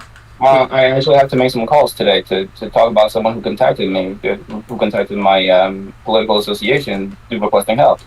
Yeah. And I think it would be good to talk about, even if briefly, how, I guess, what your perspective is going to be different. You are in Canada, and the political situation in Canada is definitely... There are rhymes with the U.S. just due to, proximity, but, at the same time, there's still The difference. omnipresence of American media makes it so that, whatever shows up on your news shows up on everyone's news. Yeah, which is, again, like we were talking about JJ McCullough earlier, and I would like to go back to him after I asked this, but like JJ McCullough, despite being ostensibly Canadian, all he does is fucking talk about the US for some Well, reason. yeah, he's a Canadian correspondent for the Washington Post. Which is Jesus. really weird now because I know people who work at the Washington Post. Like I know journalists who work for the Washington Post and who now live in Washington, and like, man, they hate him I don't because blame the them. people that I know who work for the Washington Post, like, they're Quebecois, like they're from Quebec, and even though they're Anglophone, they come from Anglophone families from Quebec. Like, man, they fucking hate him. No. Which, I mean, if there was a guy who I worked alongside at like a journalistic organization and all he did all day was like simp over the US and complain about like French Canadians, I would also personally really fucking hate that guy. Yeah, it's really funny. Have you ever watched like the collab that he did with a Quebec YouTuber called Thomas Gauthier? It I was have about not. the elections, right? And they both made like a series of videos, and the videos were supposed to like follow up with each other. And man, Thomas had to like call JJ out within their collab about his racism. Wow. Which I'm glad that he got to do because Yeah, which is another it thing. like he did it in like a passive aggressive way so as to not create too much conflict. But man, Yeah. like when you're working with someone from the province that you love to shit on, and you can't even just take a pause. You can't even just like go, okay, yeah, it would be bad form. I should probably not do this right now. No, no, he still did it. Yeah. Which oh shit. That again. Yeah, it's really weird how like people are about like French speaking people, because then they just refer to them as just French people, and then they like they treat us as if we were equivalent to France, but Mhm. we are not. Yeah. And like, I get hating France. I hate France. Like, if there's one thing I will agree with practically anyone on, it is hating France. But like, I'm not French. Like, treat us like we are French. We're French speaking. We originate from French settlers, but we are not French. Yeah. That'd be like calling like the average fucking Well, we lost are calling American Mexican British. Spaniard. Yeah. Like it's It'd be weird. like calling Brazilians like from Portugal, like that they're from Portugal, Yeah. right? It's like enough time like, has passed for I don't different. show up in Cuba and go, "How do you do, my fellow conquistador?" Oh. Like, Which I mean, considering Cuba, that would probably get you ran out the fucking country for saying some shit like that. yes. And it's just like, I get that you refer to the language that we speak, but it's like, just because we speak the same language and we have like ancestral ties to a nation, it doesn't mean that we're like that associated with. Yeah. Like I speak English, but I'm not a fucking Angloid. You know. No. And it's like, I speak French. I identify as francophone because it is my mother tongue. It is the tongue in which I was raised. It's the one in which I like formed all of my formative memories. It's the one in which I consumed all of the media that affected me and that I'm nostalgic about in my youth. Like, I formed a lot of memories within that language, and that makes that language extremely valuable to me, and especially because it's the language with which I communicate with my family, grandparents, and like, without it, I would lose a huge amount of my family history. Yeah. I'm not gonna just like refuse English because of it. So I'm not gonna like deny people the right to text their own language because they care about it for the exact same reasons that I care about mine. Yeah. Yeah. And I will definitely say, at least, kind of going back to the topic of JJ McCullough, one thing that I do see, especially, as someone who is an American, and who has interacted with people who watch JJ McCullough, he's a fairly big YouTuber.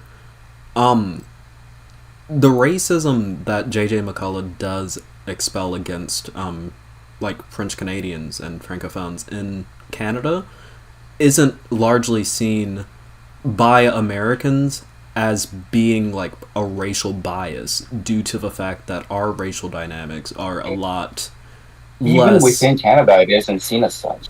Like Canada doesn't have that.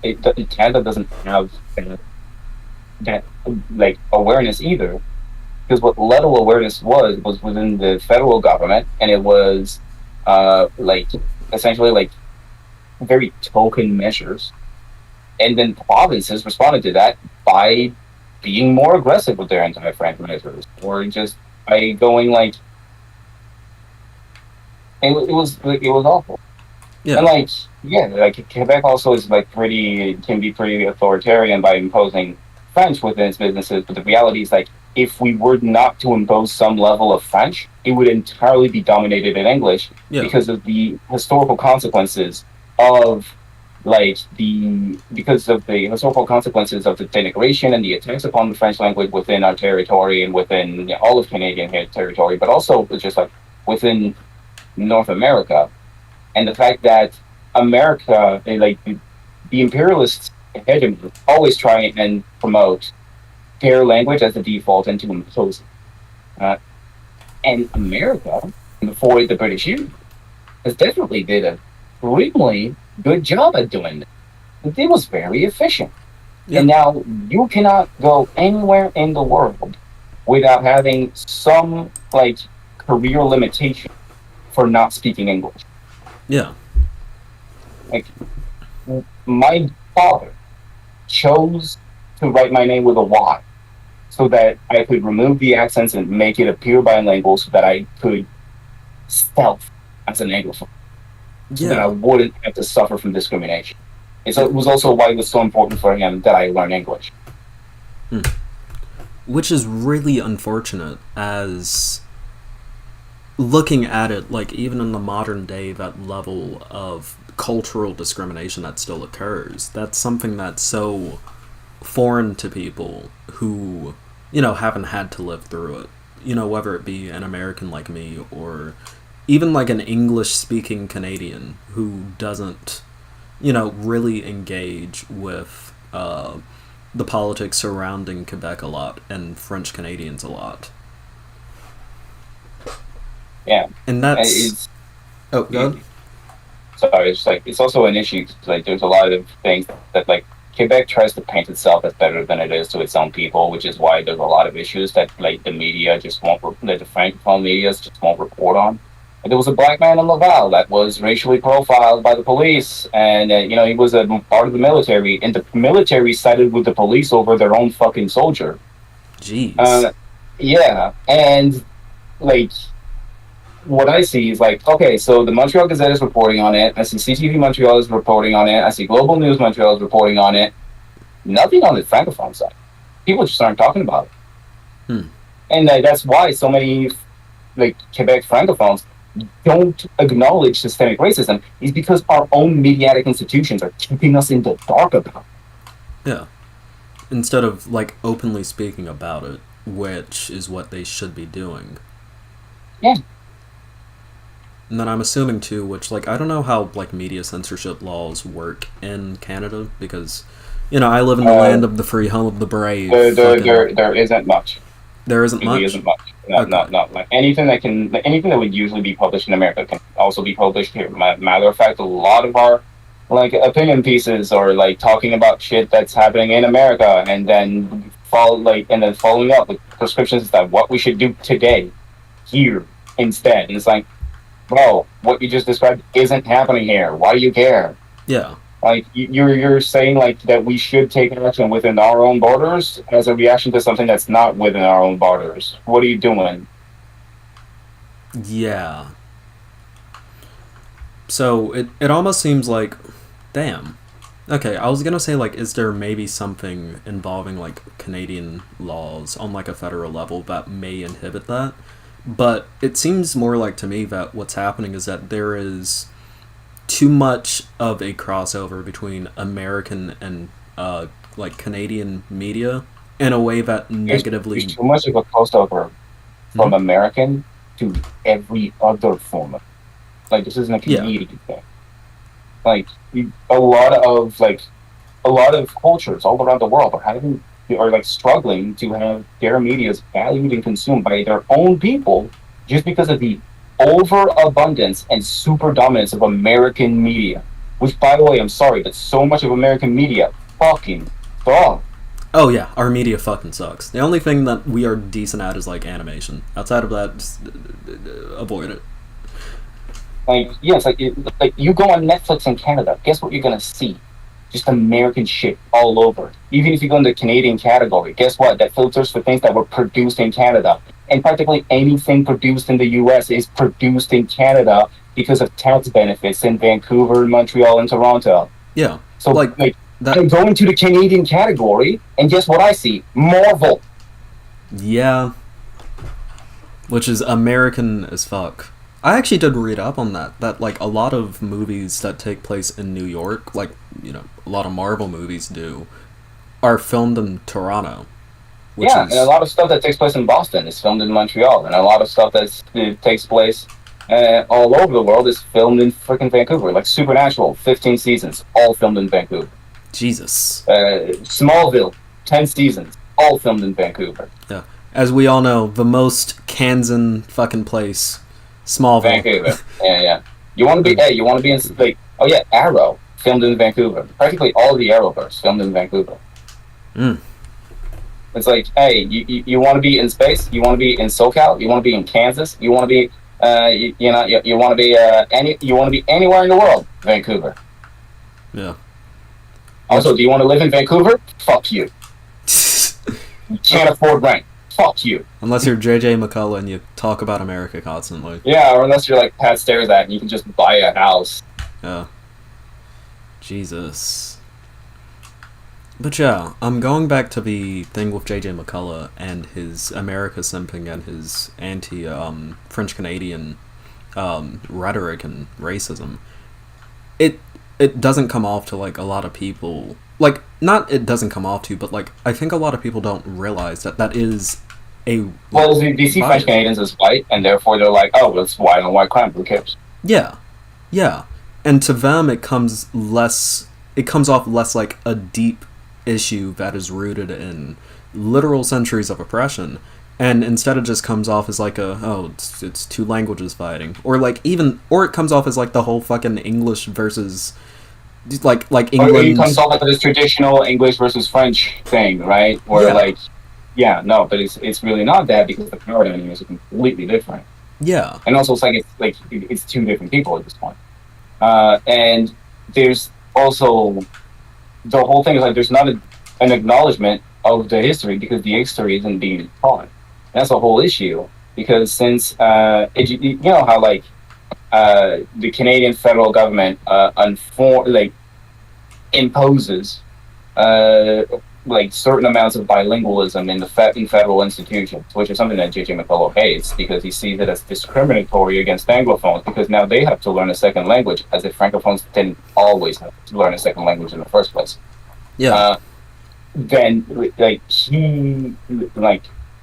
doesn't apply to provinces, but provinces are the ones who manage education. Therefore, provinces do not teach the history of their own abuses. Same thing in Quebec about its history of abuse against Indigenous people. Like, obviously. Yeah. So it just ends up being a situation where... So Canadians don't know their history. Yeah. Like, Quebecois don't know their history. Because it isn't being taught, because the government is trying to push an idea of their province or their nation as being all good, as having overgrown its racism, as being no, we're not nearly as bad as we used to be. And then meanwhile, there's a whole other form of discrimination that hasn't been addressed. Yeah. And it seems increasingly especially as more people come to prevalence, like J.J. McCullough, it seems like it won't be addressed, and instead the narrative of... almost like a different narrative. It's almost a narrative that you see involving... And again, well, you even see it all over the internet. You see it in the online life. The fucking Xanderfall's done a lot of it, right? I know his comments are jokes, but have you thought about what motivates your joke? Yeah. thank you for that. Like, I've also seen it with Vosh, I've seen it with Dennis, I've seen it with Shark, I've seen it with like every lefty streamer has like, oh, like ironically francophobe, but like not so ironically francophobe audiences. Specifically because those biases are just socially never talked about and never addressed, and because the history behind it never talked about, never addressed. Yeah. It's almost seen as acceptable because people don't realize that there's like an issue there. Like an actual issue there. It's almost like ragging on fucking English people to a lot of people who do make these jokes, and they don't realize necessarily that there is an issue there. And that's something that people like JJ McCullough seem to exploit in order to push their actual discriminatory beliefs. Yeah, but it's like, even when there's some measure of like acknowledgement by provinces, it's usually reluctant, and it's usually at least the initiative of other institutions, whereas the actual government, right, the parliament will. I remember like when the Francophone University in Ontario was finally established. It was after freaking years and years of fighting by Francophones. They're just saying like, "Yo, we need one higher education institution for us, just one." Yeah.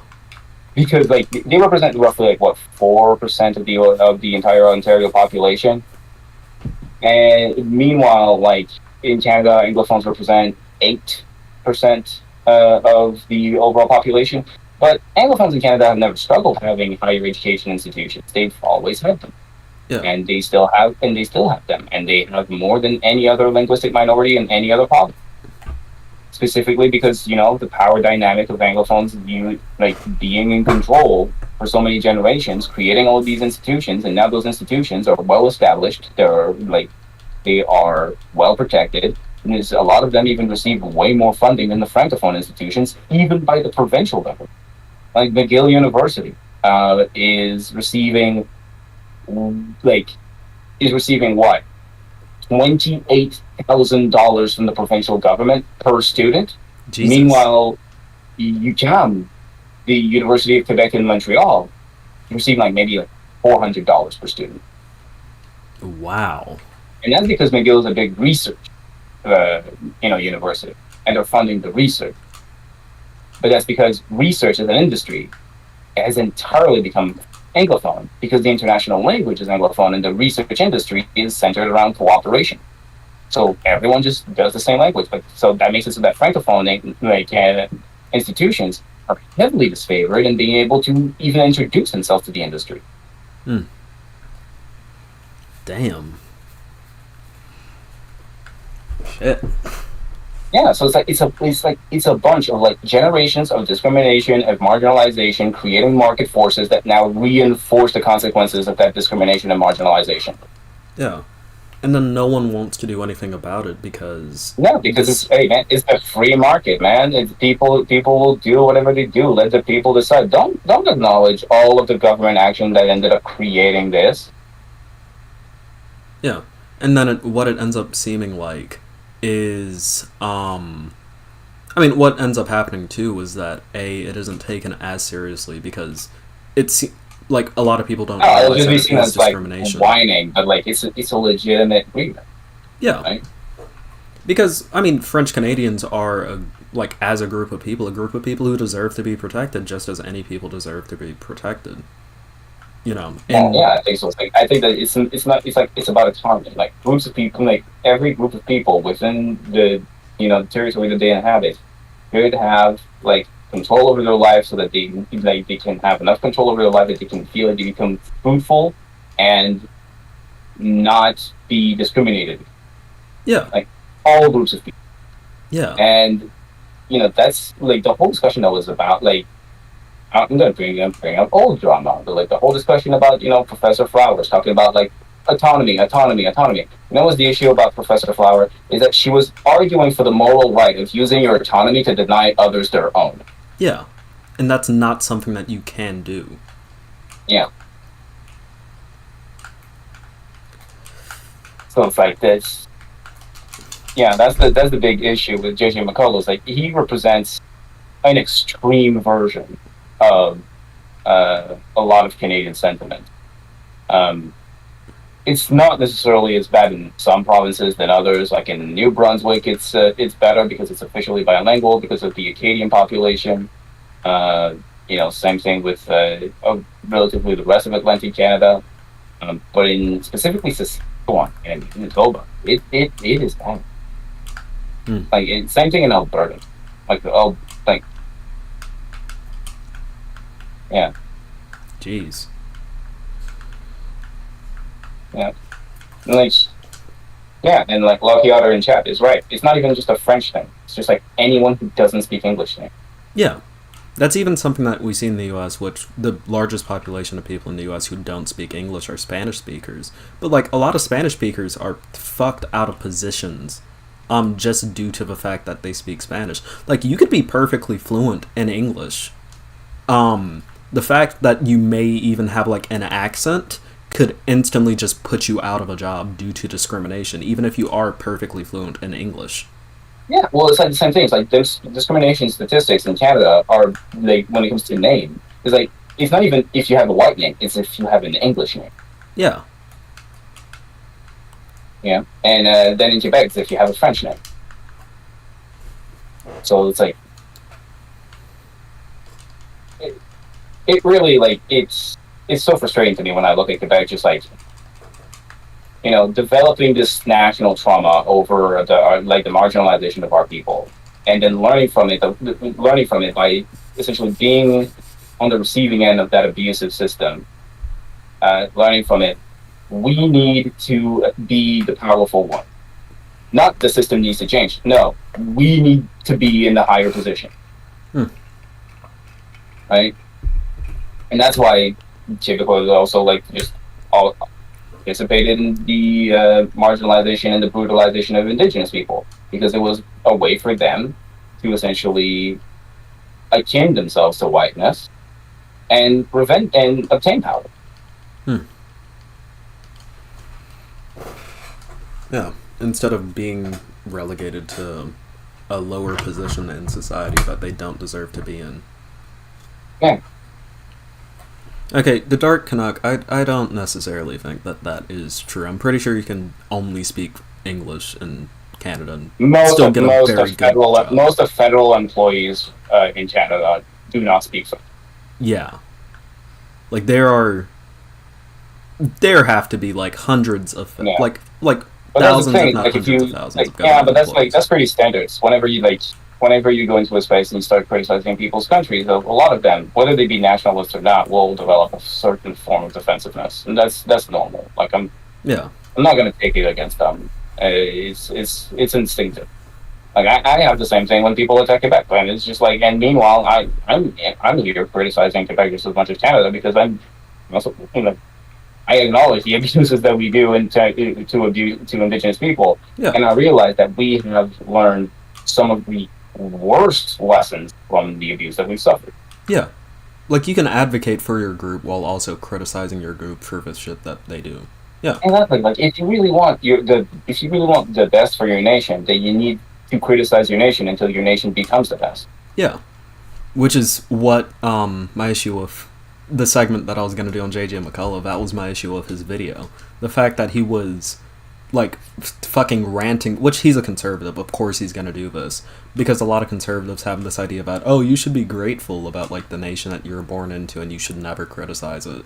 Like, his entire video is about how, Americans should be grateful about the nation that we live in, even though the nation has become increasingly less, fucking homey to a lot of people who live here. Yeah, and also like what I saw is like JJ McCullough was using mainly like the economic argument, which is like, look at how wealthy your country is. It's like, yeah, look at where that wealth is concentrated and how it's blocked out from most of the population's hands, and how many services are actually like completely inaccessible because of wealth disparity and the fact that and privatization. Woo-hoo, that's amazing. Yeah. It's like, what is it worth to have a higher than average median revenue if that revenue just is pumped dry from your pocket? Yeah. Yeah. It's completely worthless. right? It's like having a rich country with poor people is worthless. Yeah. Your GDP can be as big as you are while having your population be like dirt poor, Yeah. and because of the cost of living. So it doesn't make your country rich; it just makes your GDP. Yeah. Wealthy in number is not wealthy in practice. Yeah, no, but there's so many conservative economists just like instinctively just go number go up. They play it like it's a freaking RPG, and they only play one stat. Yeah. And they're the barbarian in Dark Souls, just all strength, nothing else. Yep. Like, good lockpick skill. How's your speech doing? Yeah, it's like that. Yeah. A little bit of Fallout in there. Love Fallout. Although, I don't I know. haven't played much Fallout. I'm scared of what Fallout New Vegas might do to me. Oh, God. Well, look, as long as you avoid, the way to avoid the Fallout New Vegas curse, just like, if you have any RGB lights, immediately get rid of them before you play Fallout New Dude, Vegas. I have bisexual lighting right now.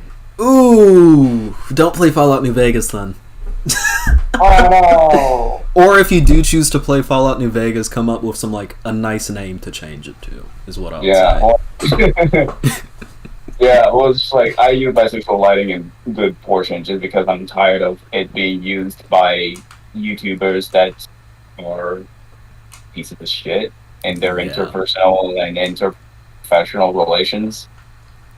Yeah, it's like that video from a fucking foreign man in a foreign land when you're racist, but like it's like that shit. I liked Foreign for a while, and then I don't know why, but I stopped watching his videos, and then I popped back into his channel like at random, and then I see this, I'm like, huh. I wonder if like there were any hints of that before. Oh well. And then I didn't watch that video because my sub feed was flooded with reactions to it anyway. Yeah.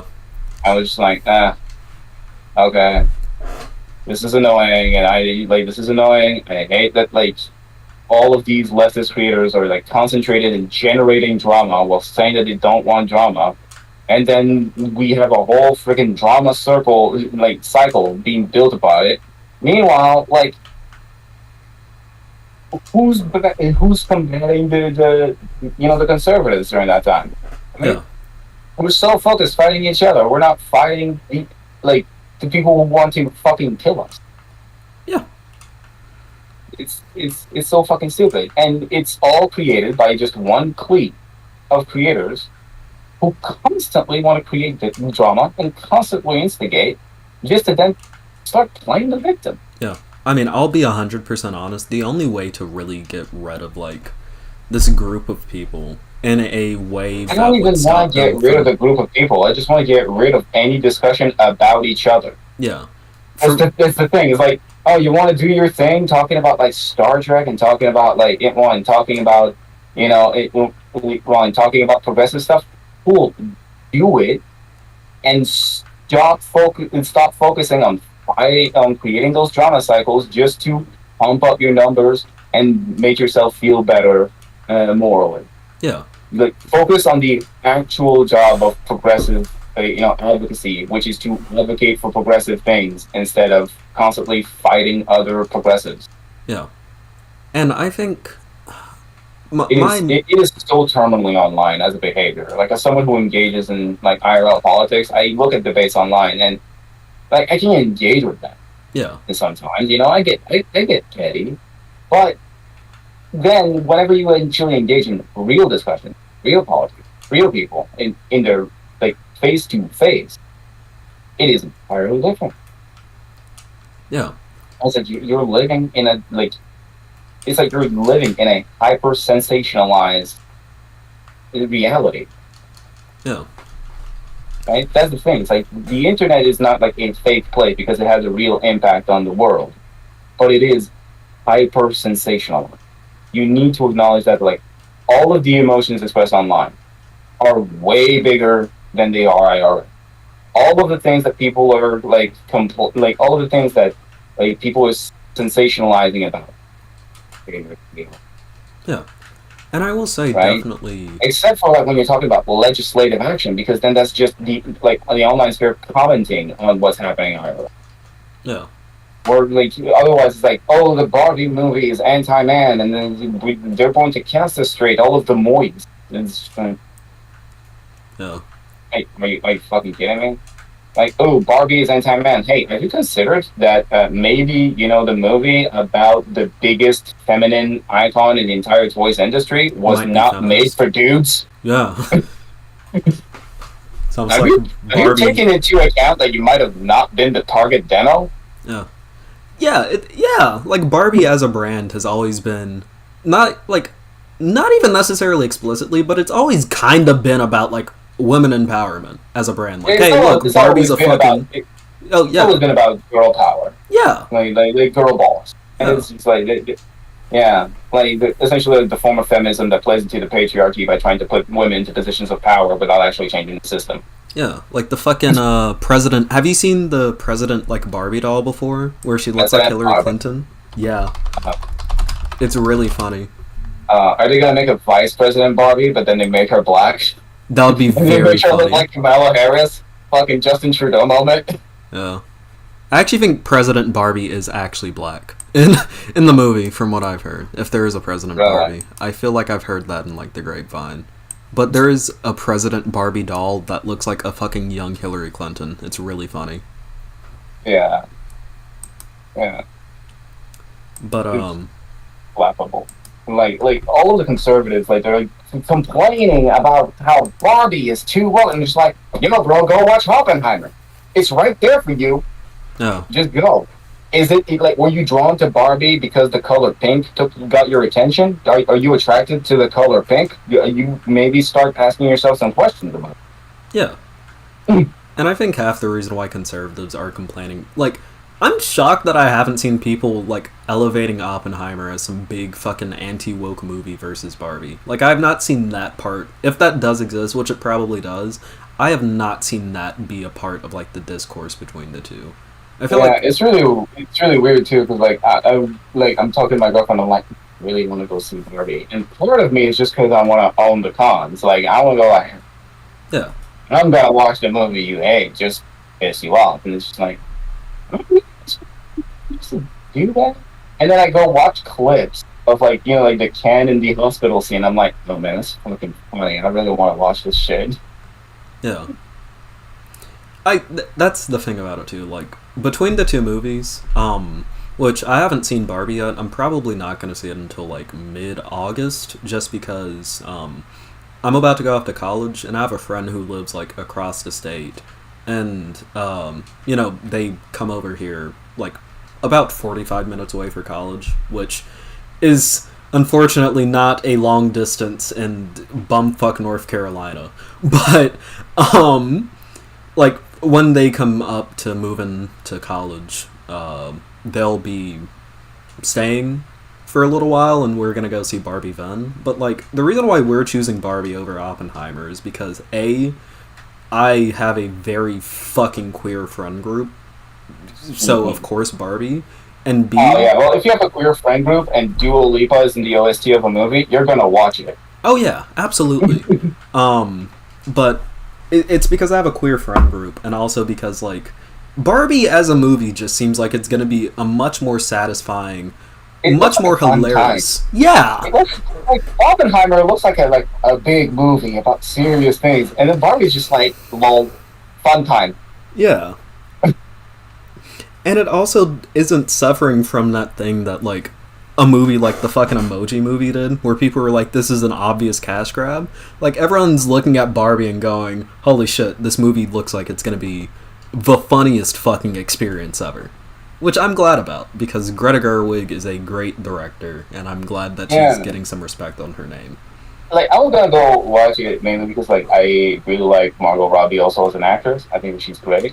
Oh yeah, And then I heard that Ryan Gosling was in the movie. I'm like, okay, he's great too. yeah, And then yeah, and honestly, I don't look at like the writers of movies. I'm not really that interested in that as much. Um, I might wait until the yeah. Which is fair. I know that the unions aren't calling for a boycott, but it's more just like I know you're not asking for it, but I kind of want to do it just myself, just for my own conviction. I'm not going to call for anyone to do it with me, but yeah, I Yeah. don't want. I don't want to give that money. I don't want to give it. I don't want to give it. Yeah. I might just sneak into the room. I might just say, Yeah. I might just be gay and decline. I mean, honestly, I feel like it's what Barbie would want. Yeah. Yeah, well, like, it's very sad that they never came out with a crime Barbie. It's President Barbie. There's no crime Barbie. Yeah. Sad. I mean, And then there could have been a Trump Barbie, which would be a mesh of the two. that would have been really funny. Or like a fucking Melania Trump Barbie. How funny would that be? Yeah. She's Slovenian. Yay. I might just like what I might do is like I might just get myself like a VR headset with two different pairs of earbuds and just like kind of one side of the screen play Oppenheimer or the other side of the screen play Barbie in each lens, and then have an earbud play the Oppenheimer audio and the other one play the Barbie audio. And I'm just gonna watch them both at the same time. Yeah. That's what I'm gonna do. That would be funny, but it also reminds me of like those old fucking, I think it was like a commercial of some kind where it's like a guy sitting in a chair with his fucking eyes being forced open and he's getting blasted like some shit. Wouldn't that be like the Clockwork Orange? Oh yeah, it was Clockwork Orange. Shit. Yeah. Fuck, I'm showing my It's youth. really weird because that's a really influential movie, and I've never seen it. Yeah. It's on HBO Max or just Max. I used to. Oh, we don't have Max in Canada. Oh, it's shit. covered by Crave, which is owned by Bell Media. So if you want to have access to Max, then you need to have a Crave subscription. Oh. But it's included. If you subscribe to Crave, then you immediately have Max. Okay. So I guess that isn't so bad. Yeah. But there's also a lot of interesting media here coming into like other media platforms. Like there's 2.TV, which has it's owned by Radio Canada / CBC. It's just a huge collection of francophone media created by francophones from all across Canada, not just Quebec. Nice. Like there was this show that I just watched called El Toro, which was about the experience of a young Manitoban French Canadian girl trying to become a journalist in the 1960s. Interesting. Yeah, it was a really good show. I really liked it. And there is also like the Salon Bleu, la Maison Bleue, which is it's a dramedy about what if Quebec actually did become its own republic, and what if it had become a republic so fast that it had never created the institutions to become a stable one, and then it's filled with incompetence, and it's just... I almost feel like it's Enta, but at the same time, I feel like it's important to just take a step back and laugh at yourself every once in a while. Yeah. Which is good. Which is good to be able to... It's almost like, like one of the bigger shows in the black community in the US is The Boondocks, which is entirely about shitting on ourselves. So yeah, well, I think it's also about shitting on like the stereotypes and how like sometimes black culture plays into it just because the stereotypes are very popular and appeal to a wide audience, which makes them commercially viable. Yeah. Which is unfortunate too, because I do feel like The Boondocks has become a little... It has become a little too popular to the point where I feel like a lot of the people laughing at The Boondocks don't realize that The Boondocks is a critique. That's the issue with satire. Yeah. But like I've also been watching Abbott Elementary. I've heard that one's good. I saw Donald Glover like praising it, and I'm like, oh, it's like Donald Glover praising a TV show after he was a writer on 30 Rock and like did Community, and he like that guy knows what he's talking about. Yeah. Nice. It's about a group of teachers. It's kind of like an office style comedy, but instead of being like Parks and Rec when you're in the government, or being like with The Office where you're in a private company, it's teachers in a Philly underprivileged public school. Yeah. Okay. That does sound interesting, because it was really funny. There was one scene where she was like, the teacher was trying to teach her second grade class like vocabulary by using Philly slang to draw parallels. Damn. Yeah, and then the older teacher was just like, "But why are you doing this? You're not talking. You're not teaching them proper English." And she was like, "It works, and the kids like it." Yeah. And if they're staying in Philly, that's what they're gonna speak. So Yeah, might as well. you gotta learn that, John. Yeah. I will say, one show. Have you seen Zelensky's show? I'm forgetting what it was called, but it was the one that he named The, his Ukra- the Ukrainian show in which like he played a lot of sketch comedy. Yeah, the one where he became like the president of Ukraine, and then he like after he Became left the that show. president of Ukraine. Yeah. It's actually. I guess that really helped his campaign because like the whole time he was on the show, he was projecting the image of like, "Hey, I can." Pretty much, and then when he left the show, the party that he founded to like run for president was named after the show. Then now he's where he is. Turns out the entire show was political propaganda just for Zelensky. Yeah. Like he was just like, "I'm going to create myself a huge image so that I can take power, and then I'm going to persist against Russia." Yeah. Which honestly, probably one of. Okay, I'm not gonna do it in like a fucking weird election Twitter way where it's like, and this is gonna increase Zelensky's numbers, but like, to go from being a comedian to being like a wartime leader who was heavily popular in your country, like Zelensky is gonna have statues built of him. I bet. Do we still do statues? I don't. I think it would be a situation where, like, after Zelensky dies or he leaves office, someone might try to make a statue of him to, like, political play into, like, their support of him. Yeah, and then some generations later, either they get fucking just let it disconnect. Yeah. Statue. Yeah. We're gonna find out that, like, Zelensky actually ate fucking babies or some shit. And then it's not gonna be popular. It turns out the entirety of the QAnon conspiracies were true, but only about him. Yeah. Yeah. Just like some real yikesy shit about Zelensky. Like, Zelensky actually unironically likes barbecue chicken pizza. Did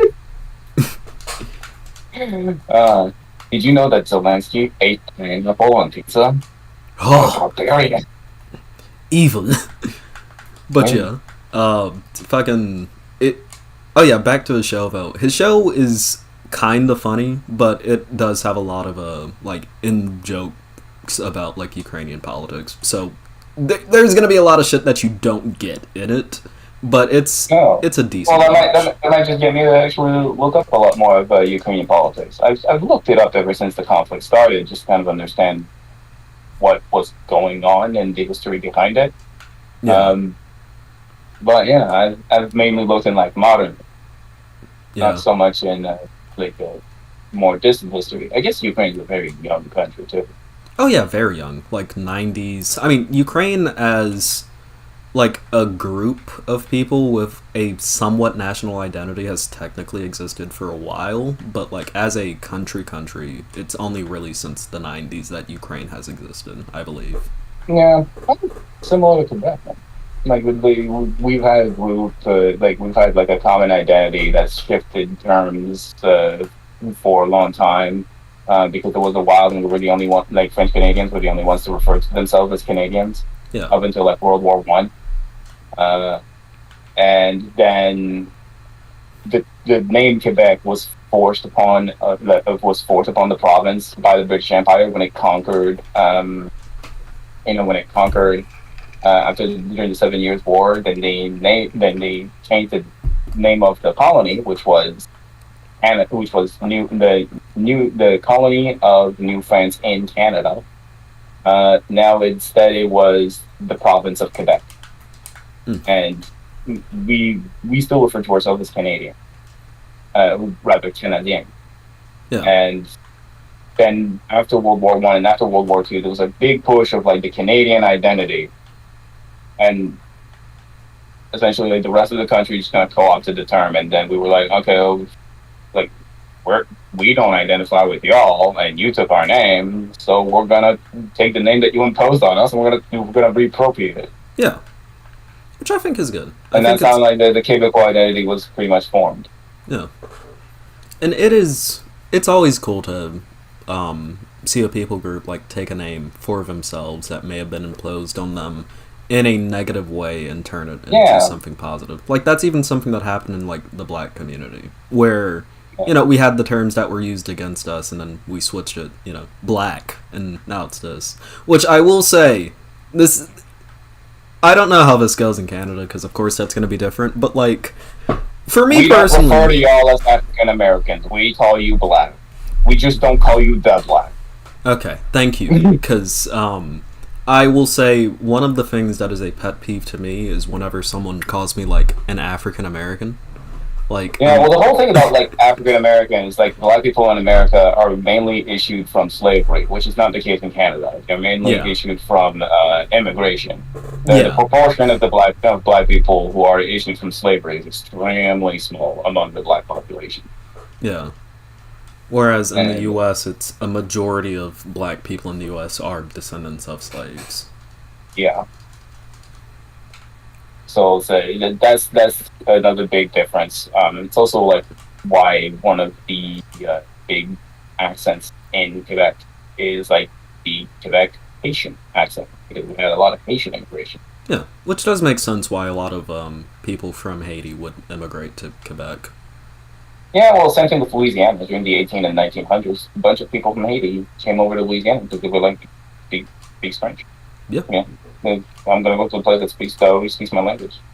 Yeah, which makes sense. Makes sense. Yeah, and it's a big issue also right now because we have a bunch of African foreign students who come from French-speaking African countries, and they're applying to come here study in Quebec, and we want to welcome them.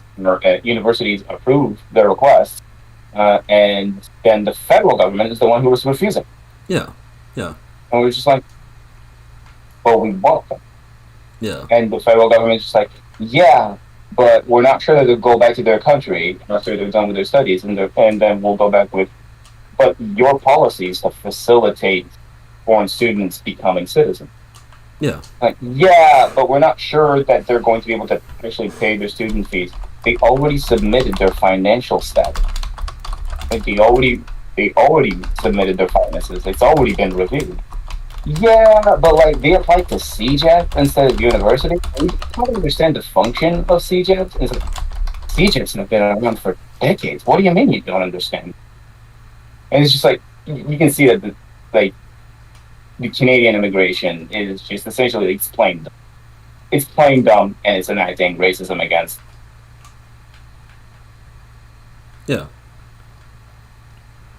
So, yeah. This is... It is weird to think that this started as a conversation about video games, and then we got into the racial dynamics of Canada. Yeah, well, we can also talk about like how video games is such an important industry in Quebec, yet so little of it actually represents Quebec. Yeah. And isn't it true that the reason why video games are such a big industry in Quebec is just because like the actual requirements for pay, at least in terms of the video game industry, are lower because they receive tax subsidies, which is weird that they receive tax subsidies because even without the tax subsidies, the revenues would still be lower than in other provinces. So we would still have the cheaper financial place. advantage. Yeah. And it's mainly because like the average salary, the average revenue here is lower. The cost of living is also lower. Yeah, that's one of the big issues. So yeah, it's unfortunate. But now after I complained about it on social media, I've actually gotten in touch with indie devs from Montreal who are creating games about Montreal. Yeah. It's so like I complain about it, and then I realize, oh, other people think the same thing, and they're doing something about it. That's nice. Yeah.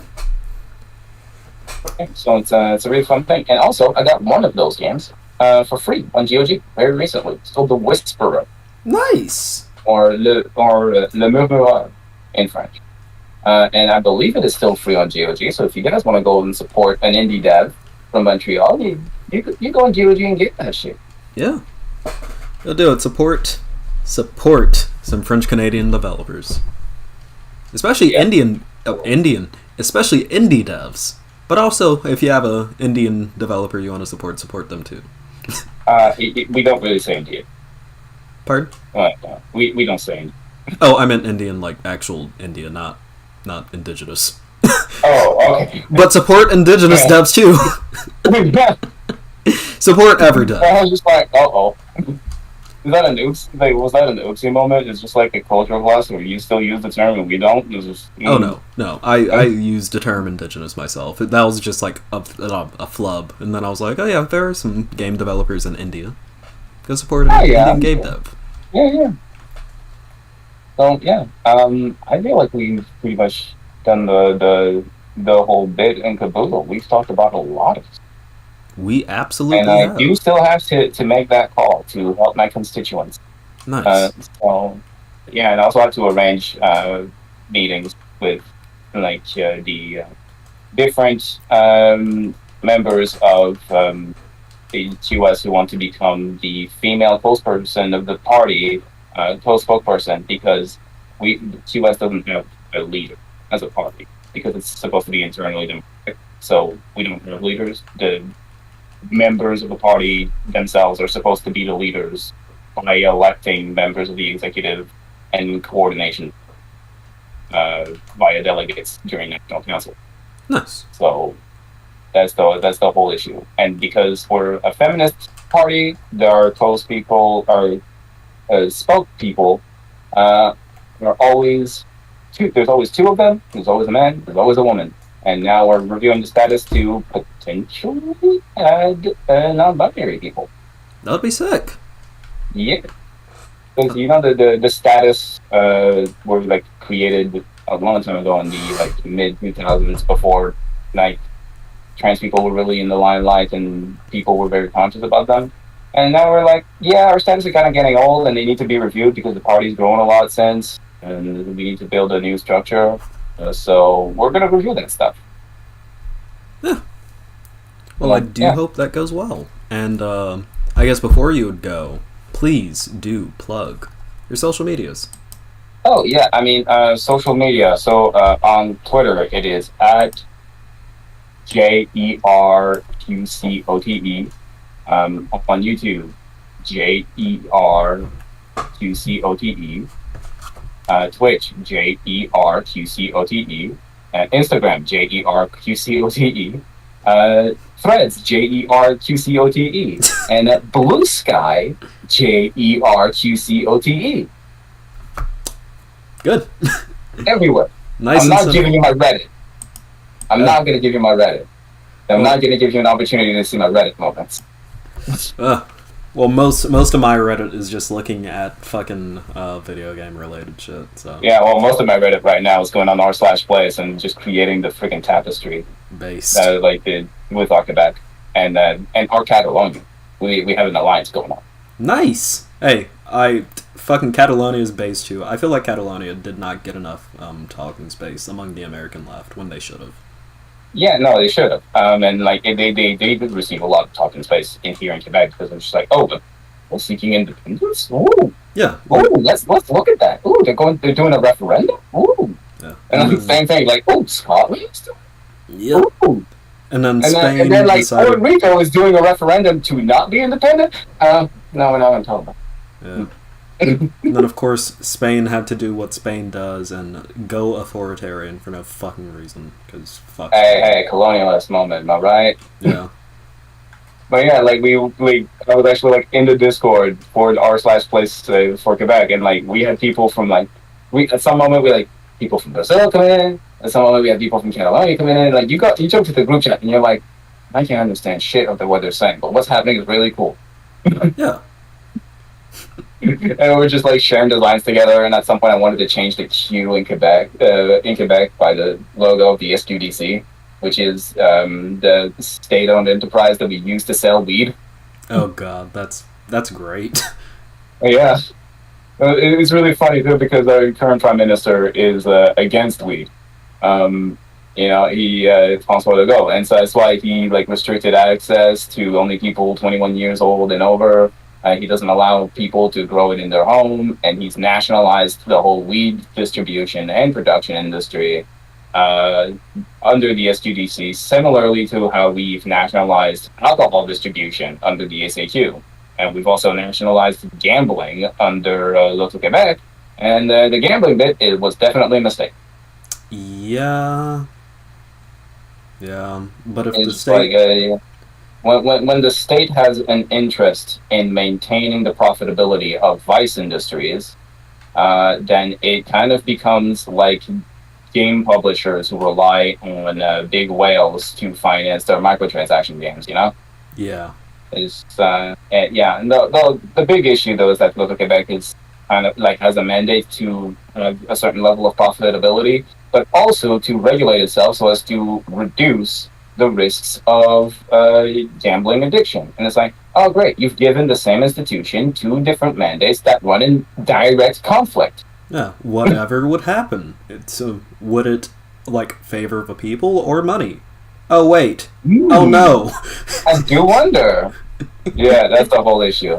But yeah, so like gambling is nationalized here, weed is nationalized here, alcohol distribution is nationalized here, electricity, hydroelectricity production and electricity distribution is nationalized here, which is why we have the lowest electricity rates in all of North America.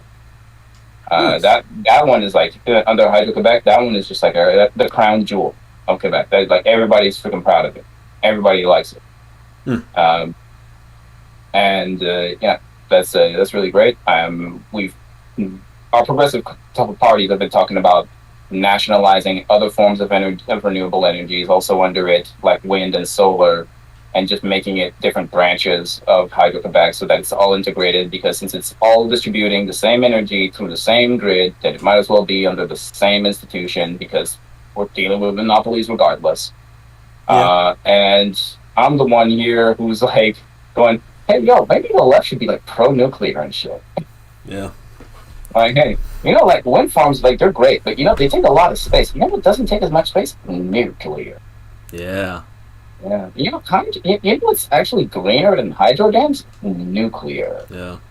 You know what's super efficient? Nuclear. Yeah.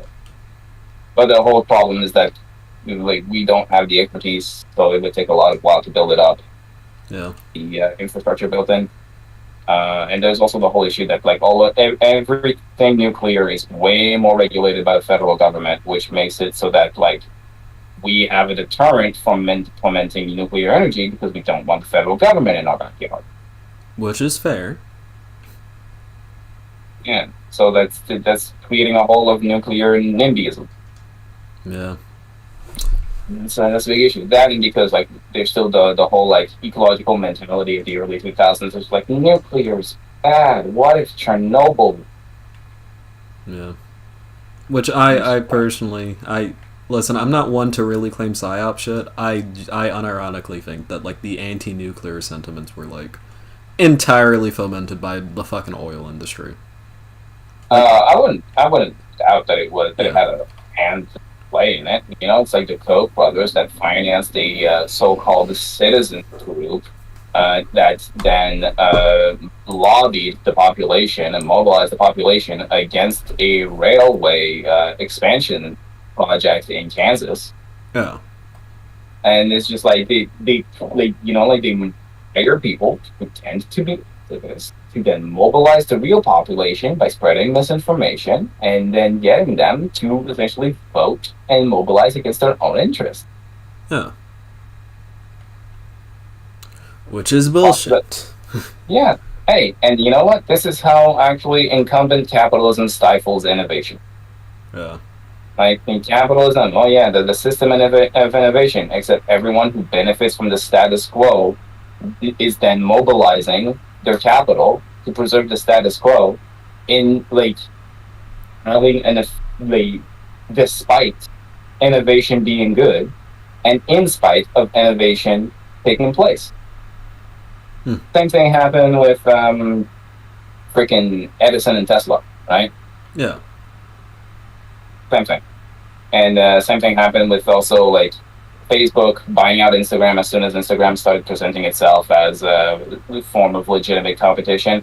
Oh, how do we get rid of the competition? We buy it. Hmm. So, Capitalism. yeah, capitalism. Super capitalism. Indeed. But yeah, I had fun talking with you. I always have fun talking with you. You always present. I always have fun chatting with you too. Yeah. Just like I always have fun chatting with Cherry. It's fun. And I will say, for the record, you have won the video game difficulty debate. Yeah. I moved it over to just go to talk about racism because that's a more difficult conversation. Yeah, and it was definitely one that needed to be had. Yeah, I think it's one that needs to be had. Language plays into racial balance because even with black people, it heavily plays into it. Like when it comes to AABE, and then it's like, hey, speak proper English, speak American. Yeah. Yeah, and it's freaking frustrating. And the same thing that happens too with like France, where like whenever if you don't speak specifically metropolitan French, they'll just look down on you and treat you like a peasant. Yeah. Which is I do think we should implement some parts of Belgian French, like the way that the way their numbers work. Really? Like instead of going like instead of 70, we'll say 70, which means 60-10. Yeah. Right. Yeah. But in Belgium, they'll say 70. Oh, that's so much better. Yeah. Yeah. I'm just like, oh yeah, that's simpler. Let's do that. Let's just implement that. Instead of having to do math, because I mean, I'm not saying that I know French, but I took French like from 6th grade up through 11th, so I definitely know counting wise, which the French you get taught in the U.S. is American, not American French. So it's metropolitan French, which is also what we study here at school. Yeah. So fucking I do know that it is some dumbassery when it comes to counting. And by the way, lucky other, no, Quebecois is not a more professional, traditional form of French than Metropolitan French. We do have roots that are more ingrained into the Old French, but the Old French was definitely not proper. And we've changed a lot. We've integrated, we've had a lot of influences from different, from Anglophone influences, just to sheer proximity. So we've implemented a lot of English words and Anglicism into our French, which some people are very resentful about and they're scared about because they're thinking that it's English overtaking our language. And there's also like idioms that we have that they just don't. There are certain words that we pretty much just came up with due to social situations. So yeah, Quebecois French is actually like very unique. And to all YouTubers, I would recommend that you learn Quebecois swear words because they will not get flagged on YouTube. They will not get flagged on Twitch. They will not get flagged because they are just the names of symbols. Okay. So they're to an Anglophone person, Anglophones or to the rest of the world, they're just words. But here, they are a panoply of vulgarity that we use in a various amount of ways. I do. Well, I have heard one of them, which is fucking Tabernac. So. Yeah, well, there's like Tabernac is called the Christ de Vierge de Saint-Sacrement. Yeah.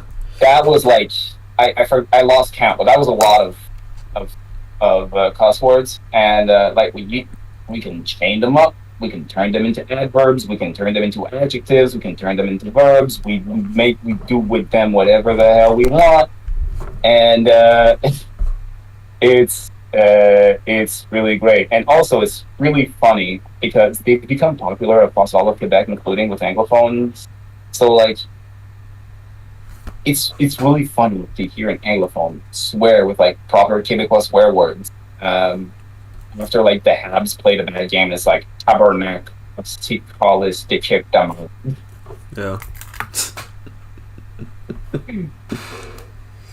It's like, oh yeah. Well, now I remember the one thing that was that like rallies us all: swearing, talking. True. Everyone loves a good cuss word, unless you're like really, really Yeah. not into cussing. Well, I think it's a lot better than American cuss words because they're just like vulgar by referring to vulgar things, and they're not nearly as varied, Yeah. and they're not nearly as proficient because you can't just turn them into whatever kinds of words you want. Yeah. Anyway, so I'm gonna have to go, but it was really nice chatting with you, and I hope we can do this again. You know, like well, when I start streaming a bit more. Yeah. Just shoot me a DM whenever. Absolutely. All right. Well, I'll see you later. And it was good talking to you. It was good talking to chat. And remember your chat. It's JERQCOTE, pretty much everywhere. Mm-hmm. And I will be glad to have you as part of my audience, even though you might not understand what I say. Even streaming only. Yeah. Because I will be streaming in French. What? All There right. you go. Well, you have a good one. You too. I'll talk to you. Bye. Adios. Alright. That was a good conversation. Always like talking to him. Very fun guy to talk to. That was a 2-hour long conversation. God damn. Okay. That's nice though. That's nice. I always like talking to him. Good dude. Fun moot. So yeah. If you like this video, make sure to like, subscribe, hit that bell icon. Join me in the Discord, links down below. Follow me on Twitter, you know how it is. I love you all, and I'll see you all in the next video. Peace. Okay. I didn't expect that to go as long as it did, but I'm not disappointed by it at all. But that does mean that I'm gonna have to cut out maybe a video segment just because it seems like my parents are gonna be coming back soon, and I wanna be able... I think, kept you busy? Hey, that's fine. I always like talking to you, and honestly, I think what I might do with that conversation is cut it up into multiple pieces and then just upload those pieces as a segment, since we were kind of jumping from topic to topic. I think that might be better, and I think that might be what I end up doing with that. So, really, you gave me a lot of good segments to do, to upload, so I'm fine with that. But I think I will cover the Monster High segment, and then I will put an end to today's stream, and then I will be back on Monday. And on Monday, y'all, Monday is gonna be a very fun stream, because it's gonna be fun for me because I'm finally gonna have like a mic arm instead of just having my mic hooked up like right here sitting on my desk. That's not gonna be where my mic is gonna be anymore. I'm gonna have a actual mic arm with an actual pop filter, which I had to get because I said it in the conversation, but I am going to be starting doing video essays. I'm going to be opening up a second channel for video essays, and of course for that I'm going to have better sound quality than I already do, and I have that coming in on Monday if it doesn't get delayed, that package doesn't get delayed. So yeah, let's make sure the Animal Crossing music is gone. Okay. But yeah, that was a fun convo, and I'm gonna go ahead and pull up this Monster High video.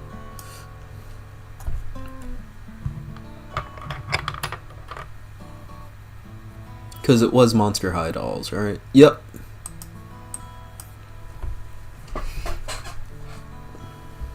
Okay.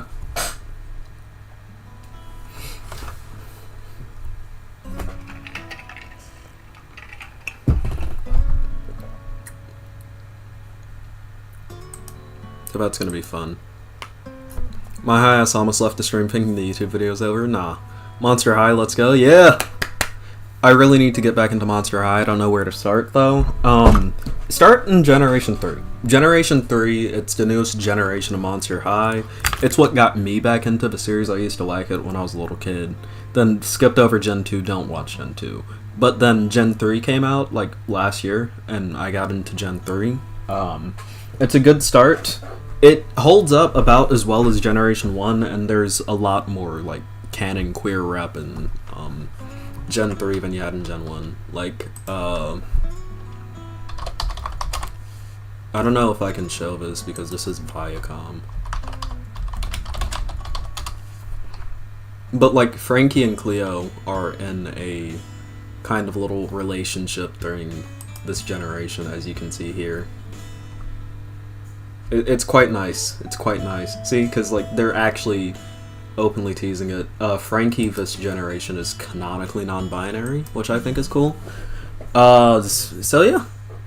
Gen 3 is a good place to start. You know nothing about the Monster High situation? Well, we will start it. Now. Everyone. Monster High, they might give you a fright. Some of you may not know, but I have a very weird hyperfixation over the series Monster High. It is a doll line. I used to like it as a kid because, you know, when you grow up with 4 sisters, you take what you can get, and you know what, Monster High was fire. And you know what else is fire? The pits of hell. Because Monster High is demonic. And we have this Twitter video here to show us the demonic nature of Monster High. So we're cutting off the Animal Crossing music. We're getting right into it. We found those little witchcraft dolls. I just wanted to... As you can see, we have Monster High here. We have a Frankie Stein. We have a Claudine Wolf. I think that is Twyla right there. Yeah, we have Cleo. We have some Monster High here. Tell you that these are bad and these are witchcraft, and I don't want to get these because they're from the pits of hell. Okay, so we had a little kid at the end, a little boy at that say yay and grab one of the dolls, which I thought was that's kind of adorable. But as you may notice, that was a very young kid saying that into the camera, almost like she's being forced, that she does not want Monster High dolls because they are from the pits of hell, which is, of course, how children talk. No. As people have pointed out at this video, remember to not blame the kid in the situation. The religious indoctrination of children is abuse. This is the parents' fault. This is something that I wholeheartedly agree with. This is a kid who has been indoctrinated into religion. She does not have full control over her situation. She does not have a full grasp over this situation, what she's necessarily being meant to say. And this is a big issue that we see when it comes to religion. That little kids will get indoctrinated and will be scared away from certain media properties, certain things, because they are viewed as demonic by their parents, and because of that, they will not be allowed to engage in it. We saw this with rock and roll music back in the day, which I'm not wearing a shirt like that today. I'm wearing a Darth Vader shirt. Even Star Wars was seen as demonic back in the day. Everything was seen as fucking demonic. But, you know, like, rock and roll back then was seen as demonic. Metal was seen as demonic. Fucking Dungeons and Dragons was seen as demonic.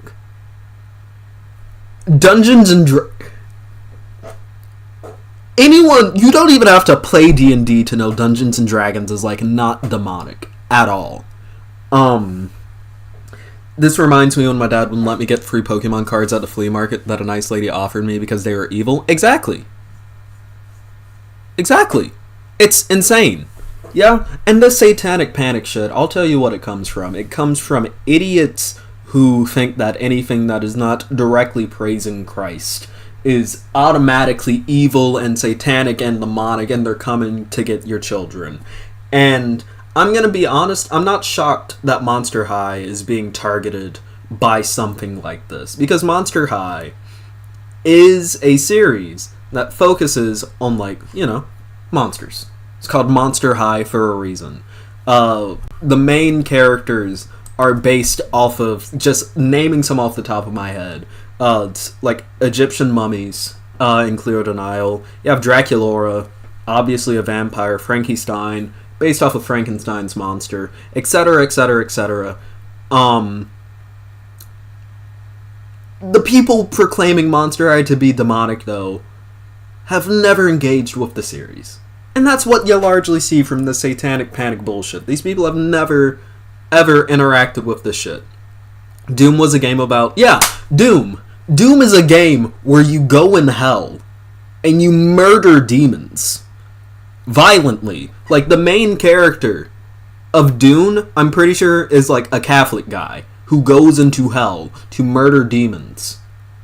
But the video game where you murder demons is apparently demonic. Yeah? And this is something that we see a lot with religious fundamentalists. What we end up seeing is that a lot of these people freak out about things that are not in any shape or form demonic because they haven't engaged in it. Because a lot of people who are in a state where they are religious fundamentalists are scared of fucking everything. That's what you see with really extreme religious fundamentalist groups like not Mormons. Mormons too, but like with the Amish, they don't even really fucking interact with people who they consider English, as they call, like, non-Amish people. Like, all non-Amish people are English to them.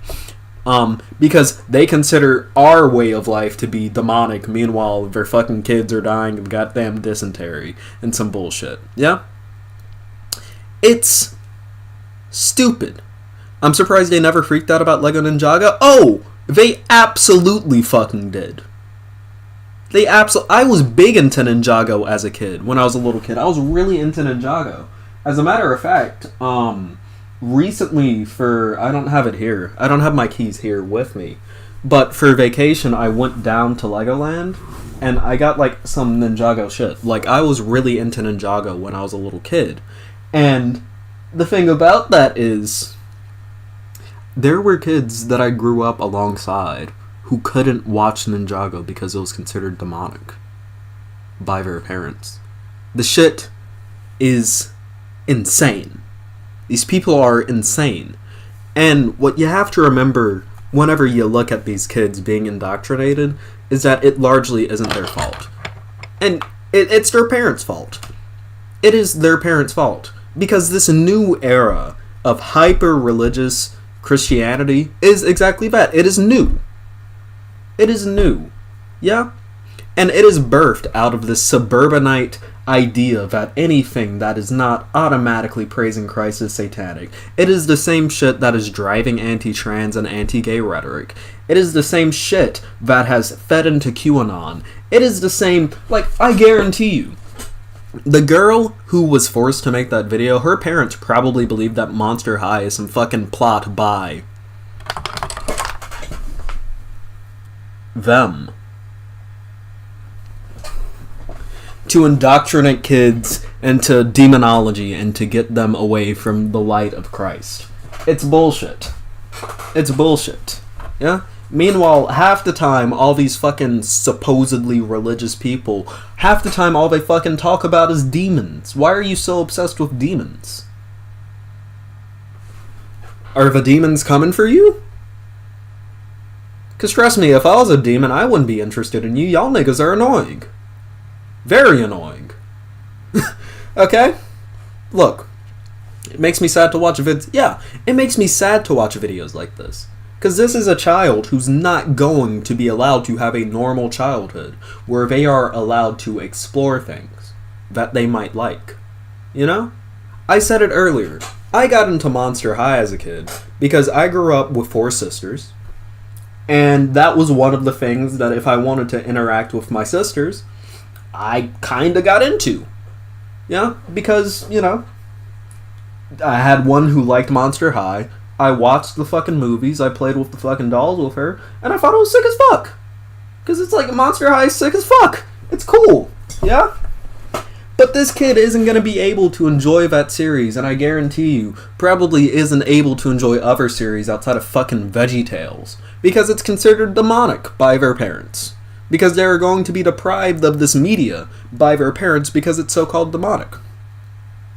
And this is really unfortunate, yeah? And this is one of the things that we need to fight against when it does come to indoctrination, yeah? The reason why conservatives rag so much against schools and want to force kids into Catholic schools, or the reason why they want to enforce religiosity even in public schools, is so that they can get away with doing the shit easier. Because the one thing that conservatives always prey on is fear. Fear is the one thing that they always prey on. Fear of change, fear of the unknown. That's ultimately what the idea of demons is. The unknown. Anything that is seen as not natural is a threat to you, and you should be afraid of it. And a good way of instilling this into people is instilling religiosity into people. That's why a lot of conservatives are religious. And that's why a lot of super highly religious people are conservative. You don't see a hyper fucking Christian being a liberal. That doesn't happen. And that's because these two ideologies go hand in hand. They go hand in hand. Because when you can get someone really afraid of change, really afraid of the unknown of change, they become conservatives and they vote for you. Which is part of the reason why conservatives are such a threat. That little girl in that video saying that Monster High was from the pits of hell, again, ways that children absolutely talk, yeah? Who hasn't had a child say that something was from the pits of hell? That is absolutely how children talk, if you've ever interacted with a little kid. That definitely was not put into her mouth by her parents. Yeah? But by being able to indoctrinate, groom these kids into believing that anything that is not automatically Christian, and by extension most likely conservative, by being able to indoctrinate them into that belief system, they're creating a new generation of conservatives. That's why these people are attacking our schools. That's why these people are attacking our children. That's why these people are trying to indoctrinate new people into their religions. But you know what? That's fine. Because whenever we look at the rates of religiosity, they've been going down very steadily these past couple of decades. Because a lot of people are waking up and smelling the fact that this stuff is BS. They're whiffing it. They're going outside. They're going to their church, and their pastor is like, hate the person. Now love your neighbor. And they're like, what? A lot of these people are realizing that they've been indoctrinated, and they're breaking themselves out of that. And that's good. That's good. And at the end of the day, I do hope that this girl in the future is able to break out of this religious indoctrination. I do hope for that. No? Because ultimately, it isn't these children's fault that they were born into a family of absolute dumb fucks who believe that everything is satanic. That's not their fault. Yeah? And what you should do when you see something like this, when you're confronted with a video like this, is say what other people said about this video. Do not blame the kid in this situation. Don't blame the children. Blame the parents. Because it is their fault for indoctrinating their children to this degree, to make them so fearful of the outside world, to put them on the internet to espouse their viewpoints. These children are being abused by this. This is abuse, flat out. And what you should do is hope that these children can break out of this abuse, and make sure that if you see anyone on the internet blaming these children for saying this kind of stuff, make sure to point out to them it isn't the kid's fault. It's their parents. Regardless, if you like this video, make sure to like, subscribe, hit that bell icon. I love you all. Make sure to go down to the link in the description so that you know when I go live, so that you can join this lovely live stream chat. And follow me on Twitter, follow me on Threads, links in the description as well, you should see them. And I love you all. I'll see you on the next video. Watch Monster High. Peace. Gotta hit the stop recording button. I'm writing a sci-fi story set in the 2500s and in universe religion is basically extinct, except for a few fundamentalist crazies who live comparatively short and miserable lives compared to most other people. Yeah. Parents like this aren't preparing their kids for the real world. It's tragic. Exactly. Instead of worrying about actual issues, they're too focused on calling everything demonic. How could they hate ghouls? It's just not right. Exactly. Monster High is sick as hell. I would pull out the couple of dolls that I have collected, but they're like under my bed, because I gotta hide them. Shit. Fuck. You think I could just let them fucking sit out in the open? No. But like, yeah, no, they're good.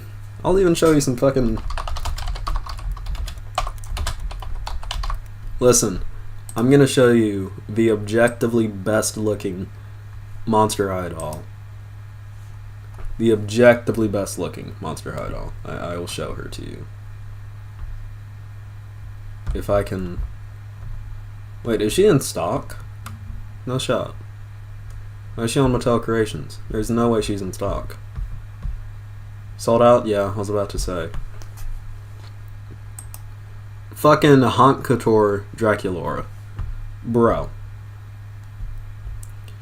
I don't think y'all realize, this is a collector's doll. She goes for like $400, $500 fucking dollars. It is insane. Like, is there... Yeah, there's an eBay link here. How much? Yeah, $449. StockX, how much is he on StockX? 562 euros? Bro!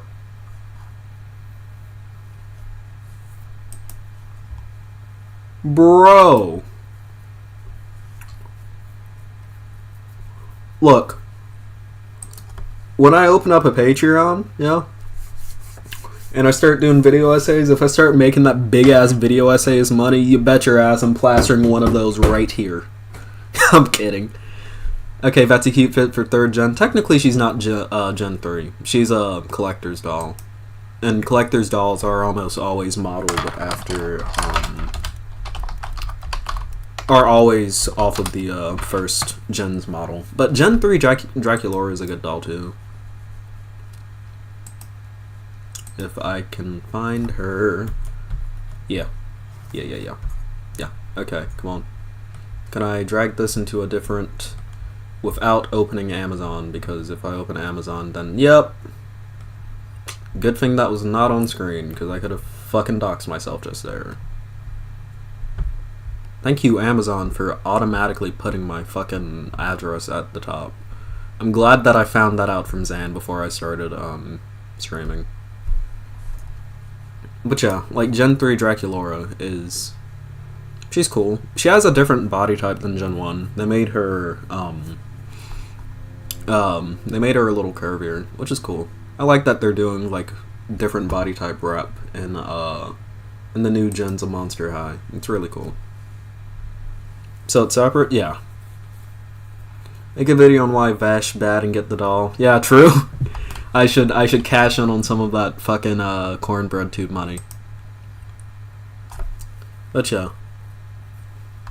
And even then, like, the show's design, like, the CGI has come a very long fucking way compared to, like, which, granted, the original Monster High series aired in, like, the early 2010s, and now it's the early 2020s, so it's been over a decade, and, I will say, the new show looks great. It's, like, 13 episodes in, it's currently on an episode break. I would watch it. A video essay on why video essays are bad original. Yeah. It should be meta. My friend met a kid who answered the math worksheet with Jesus because Jesus is always the answer. That's funny. Draculaura is cool. Draculaura is cool, but I am a Frankie Stein fan personally. If we're talking like earlier generations, Draculaura. But if we're talking Gen 3, Frankie. Why am I openly talking? I'm on a fucking Monster High Stunlock. Jesus Christ. This is embarrassing. I don't know why I got into it, is the thing about it. I think it's because, like, I found out that there was queer rep in it, and then I was like, oh shit, I remember, like, lightly enjoying that series when I was a kid. I guess I'll watch, like, a couple of episodes to see for rep, and then it was like a fucking, like, gotcha, bitch! Like the fucking Dave Chappelle bit. Fuck Dave Chappelle. But it was like that. Like, it just fucking, fucking yoinked me in, and now I'm here, sitting here, just like, yeah, you know, I would blow, like, $500 on a fucking doll if I had the money for it, you know. Jesus Christ. Is this toxic masculinity I see? Probably. It's probably why I'm embarrassed over it. But then again, this is also a series for fucking kids, so... I saw one clip and it started with a short rant from Draculaura about why humans shouldn't be allowed to do witchcraft, and I'm like, did the writers even watch Ghouls Rule? Well, witchcraft in Gen 3 is generally, kind of frowned upon. Like, Draculaura is a witch in secret. However, if I have time to stunlock about Monster High, I also have time to do another segment. So... I'm not going to be watching Ben Shapiro's reaction to, Barbie, but I will be roasting his tweet about it. I guess you could call this, like, the fucking girl boss stream. Because we talked about Monster High. And now we're doing fucking Ben Shabibo.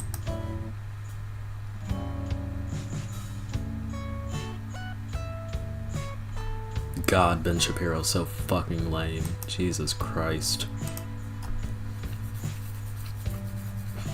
Gen 1 Laguna was my first doll. That's sick. Yeah, I'm torn between Draculaura and Frankie as my favorite. They are good. I will show you who did have a great fucking G3 design. Who I also own. Okay, without clicking into Amazon, I would like a different picture of her. No. I'm not gonna get that? Really? I can just show, like, a show version because her doll version looks like her show version a lot, which is cool. Unless, oop, can I? Yep, this works.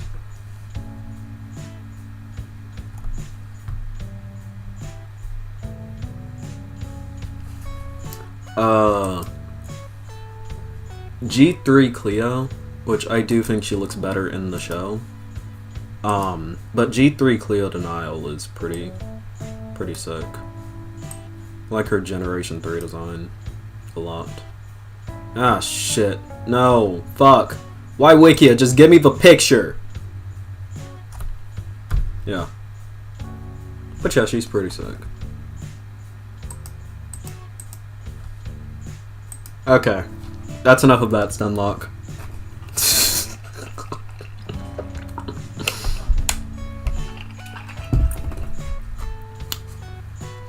God, that was funny.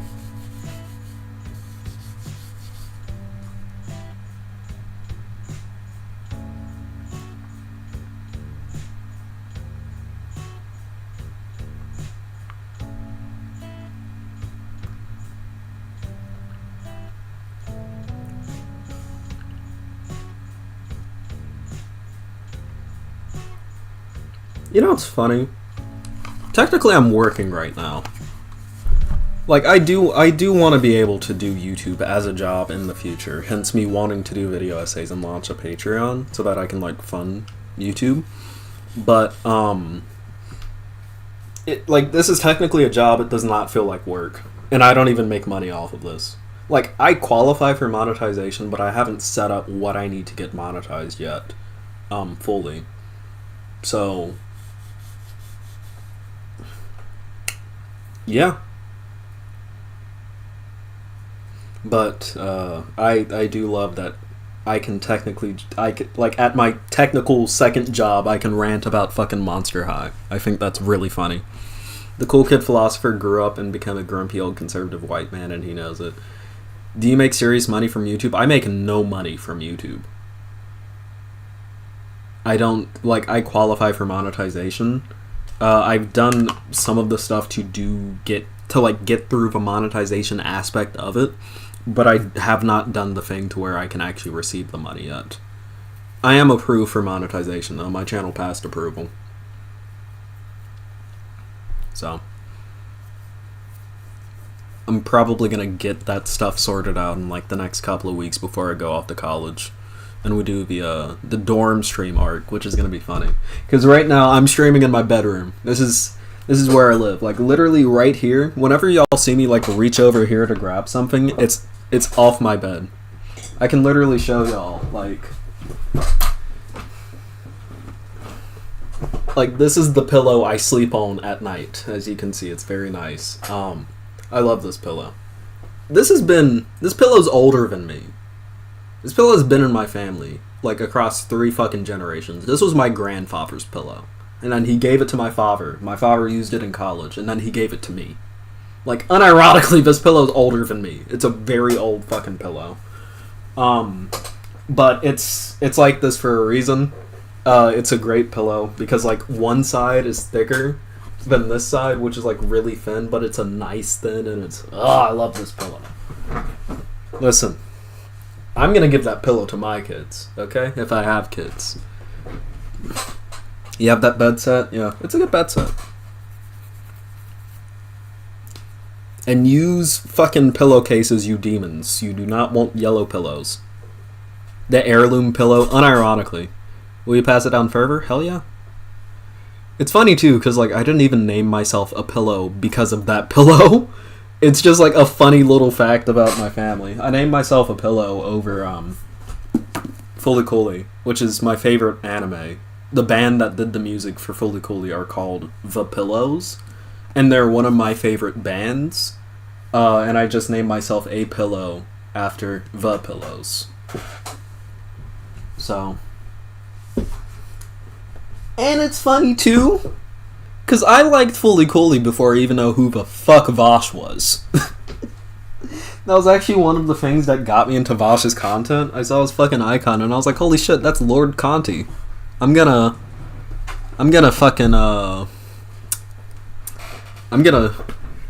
watch a couple of those videos. And then I watched a few of his videos, and at first I thought he was like a chud, but then I like he gave off like slightly chuddy vibes to me at first. This was in like 2020. He gave off like slightly chuddy vibes, and then I started listening to his arguments, and then I was like, oh no, this guy isn't a chud. He's just like kind of argumentative like one. And then I started watching his content a lot more. Then I became a certified Voshite.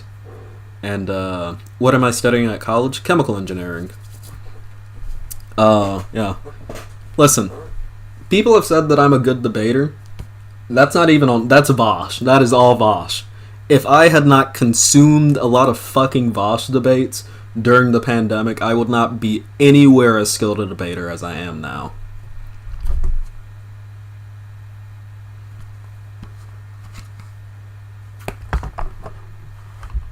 Black Vosh confirmed. Yeah, I am Blosh. I am Blosh, indeed. Okay, comrade, indeed. Okay. Let's start this last segment, and then I'm gonna finish stream.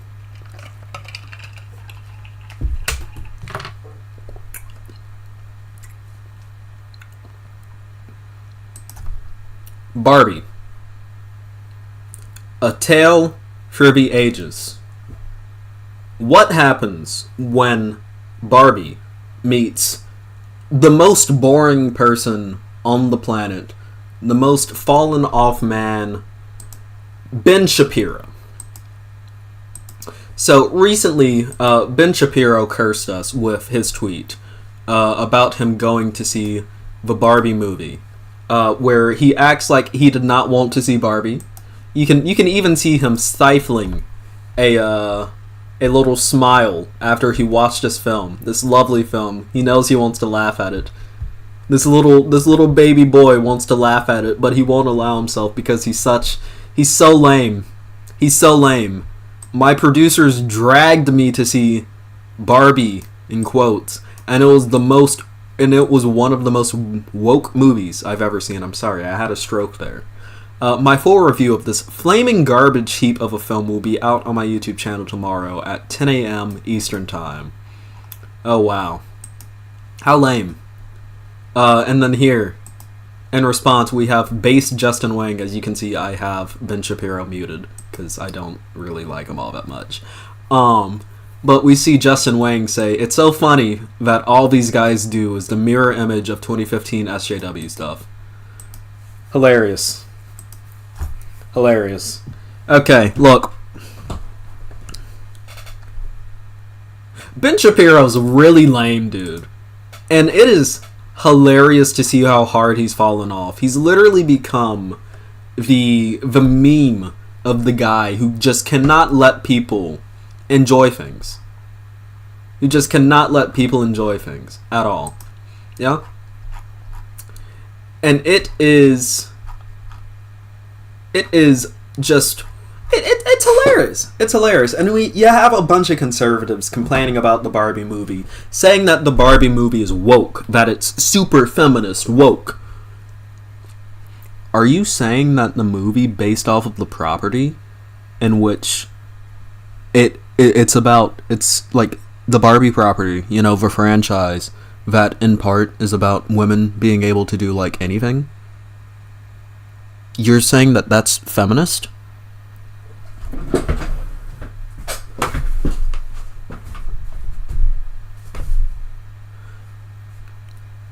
The series about female empowerment is feminist?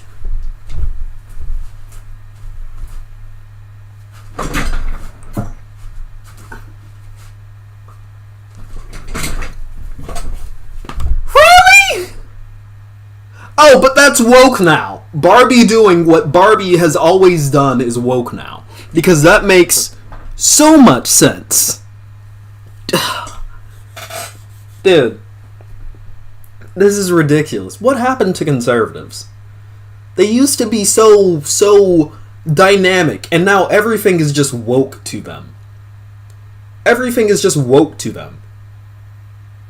Yeah, Barbie has always been this. What do you think Barbie is? What do you think Barbie is? As a franchise, that is what Barbie has always been.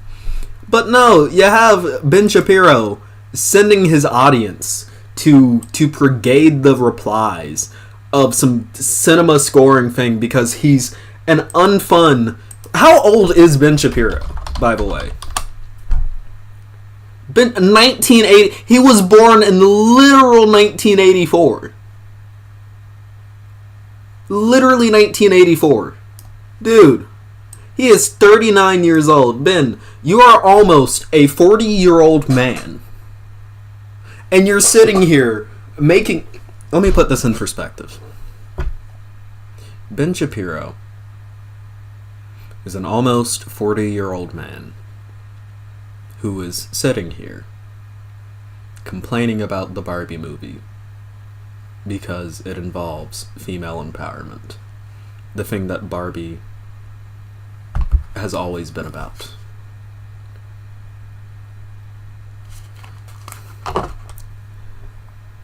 Get a life. Ben, you have 4 kids. Because I'm looking at it right now on Google, when I Googled your age. You have 4 kids. Like, you would think at some point Ben would have like an existential crisis and realize, yeah, his wife's also a doctor. You would realize that maybe you might be a little bankrupt in your talking points. But no, apparently has to complain about the woke things. Like, what happened to conservatives wanting to what has happened? I'm not saying that they've ever been good, but they weren't this bad before. You know, at least you could have a conversation with a conservative on some issues, and they'll be like, yeah, Bush sucks, but yada yada yada.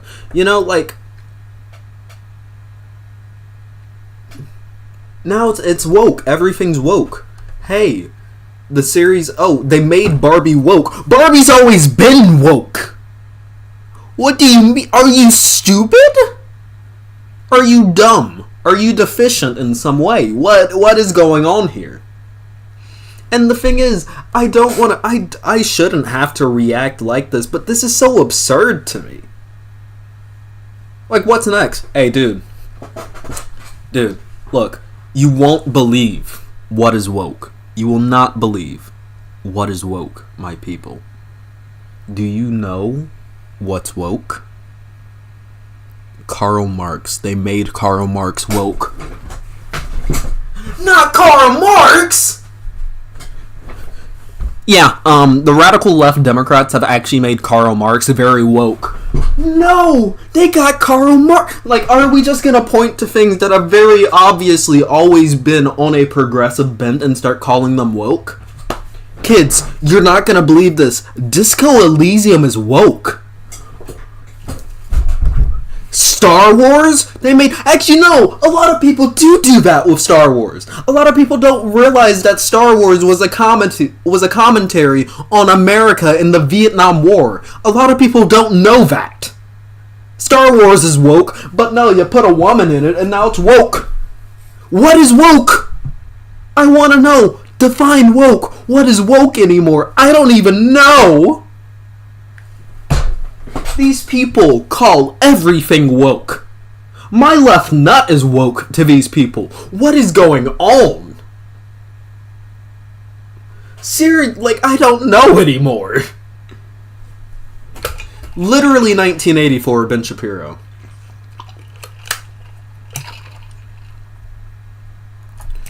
This is so stupid. This is so incredibly stupid, you know?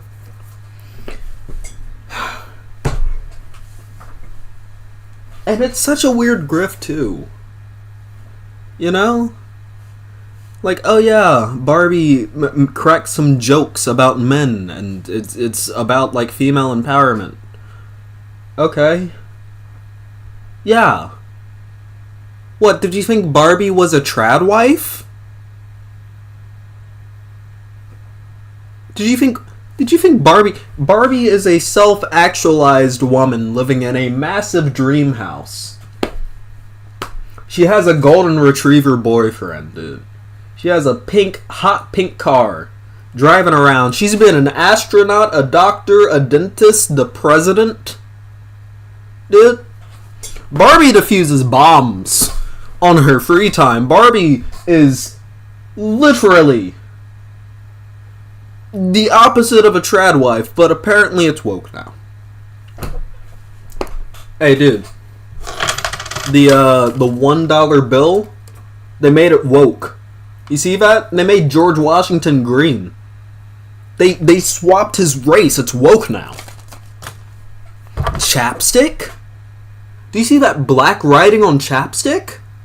Oh my god. Well, not black writing, but that black bit, like, overtaking the white bit in the chapstick writing? That's woke. That's woke. Dude. Retainers? For your teeth? To keep your teeth all nice and stable? After you got your braces off? It's anti-British to have retainers. Have you seen British people's teeth? This is anti-British. It's woke. It's anti-white racism to use a retainer. Someone clipped that. That was funny. It is. Everything is woke now. Everything is woke now. And you know what? Just like Syndrome in The Incredibles, another woke property. When everything is woke, no one is. Woke has lost all meaning. And you know what? Trump was right. when he said that all everyone ever talks and complains about is woke, woke, woke. Woke. Everything has gone woke. When Trump said, oh yeah, woke, you know, that's all everyone talks about, and that's true. But if you like this video, make sure to like, subscribe, hit that bell icon. Subscribe. And I love you all. Peace.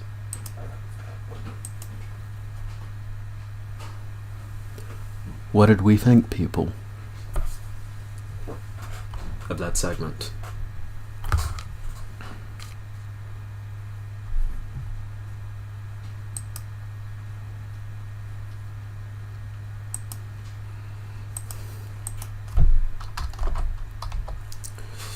The Barbie party, indeed. I've heard it's a funny movie, though. A fun movie. So.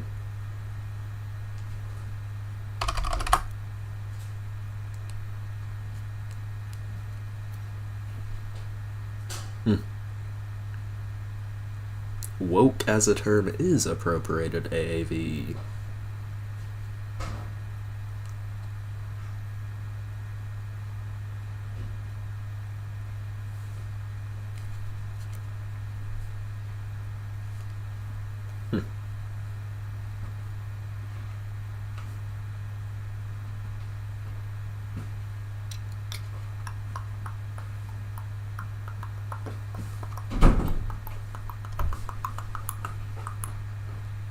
Don't show conservatives Cowboy Bebop and Yu Yu Hakusho. Yeah. Barbie is literally a yuppie. Is she? I shouldn't know that if so. Oh yeah, she is. She is, yeah. A young person with a well-paid job and fashionable lifestyle, yeah. Sorry, I did not expect to stop that segment so quickly, but someone came in the house. You deserve more attention? Thank you. You can always do that by sharing me to other people. What I always say, if it's someone who likes Vosh, 9 times out of 10 they like Vosh because of his debates, just send them my Cassandra Nia debate and, you know, get them hooked, I guess. I might see Barbie in theaters. I haven't decided. I'm planning on seeing Barbie in theaters with a couple of mates. But yeah. It's, I think we've had a good stream, a very long stream. We are going on many such hours. And, you know, I think it's high time to end. Is your stream a secret? No. It's just, you know, not a lot of people watch it. What I mostly need, though, is just a lot of raids so that I can get, like, my average viewership up so that YouTube knows to recommend me to people. I do share you with other people. Thank you, Kaylin Dazola. It's always nice, and I enjoy being shared with, well, my streams being shared, because I need it. I need to grow. Been fun to pillow? Thanks. Yeah, almost 4 hours, you're out. Oh, I watched the Cassandra debate recently. That was crazy. Yeah. It was a funny debate, though. Have fun, everyone. Indeed. Well, I haven't done Do Your Parents Disapprove? They don't know. That's why the dorm streams are going to be fun, because I can be open and honest and not just do it at night when they're asleep or, you know. It's going to be good. I'll send you to my Canadian friend. Thank you very much. I enjoy that. Zan sent me here, and I'm glad that you are here. We love Zan here. He's a good friend. But yeah. She's a Zan fan, then she might know about me. If she tunes into his stuff a lot. I don't know, no one who cared to watch a leftist stream, yeah. Also from a Zan raid, yeah. I'm always glad to see people. New people in chat. Because there have been a lot of new people in chat today. That's cool to see. But yeah. So, I'm gonna check something right quick. And by I'm gonna check something right quick, I mean...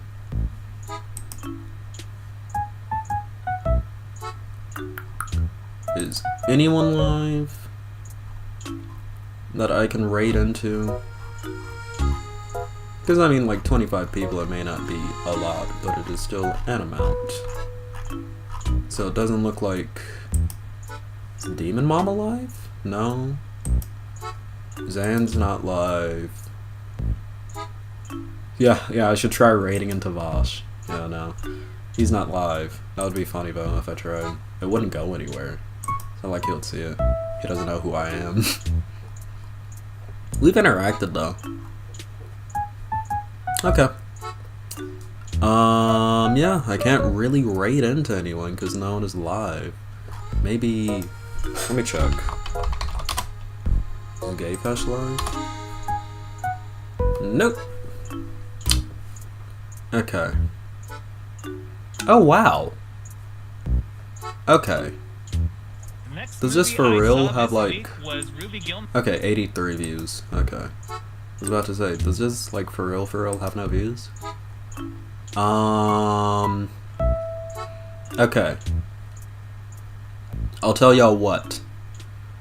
We will go support our kind friend Gayfesh, one of his videos, and I'm gonna find one that I think y'all might like. Ruby Gilman, Teenage Kraken. I'm going to post a link, and I want you all to watch the video and go comment.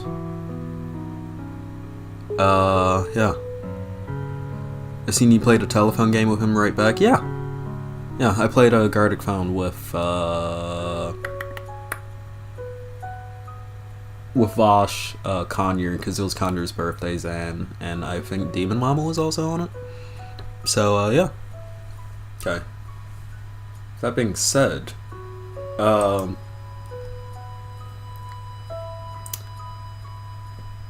watch this Gayfesh video. Watch it. Make sure to actually comment on the things that Gayfesh said in it. And then also, maybe at the end, say that I sent you. And go subscribe to Gayfesh too, if you have not already. Okay, this is a non-stream. It is a non-stream. But make sure to go subscribe to Gayfesh as well. Is this Undertale music? This is Animal Crossing music. Can we see those subscriptions go up? See, we got 1 subscription now. Go support other small lefty creators. That's always good. But with that being said, thank you all for joining today's stream. I love you all. And I'll see you all in the next video. And I don't know why I'm doing this like a outro to a video. I'm gonna go like script a video essay. Adios y'all. Love y'all. Thank you for joining.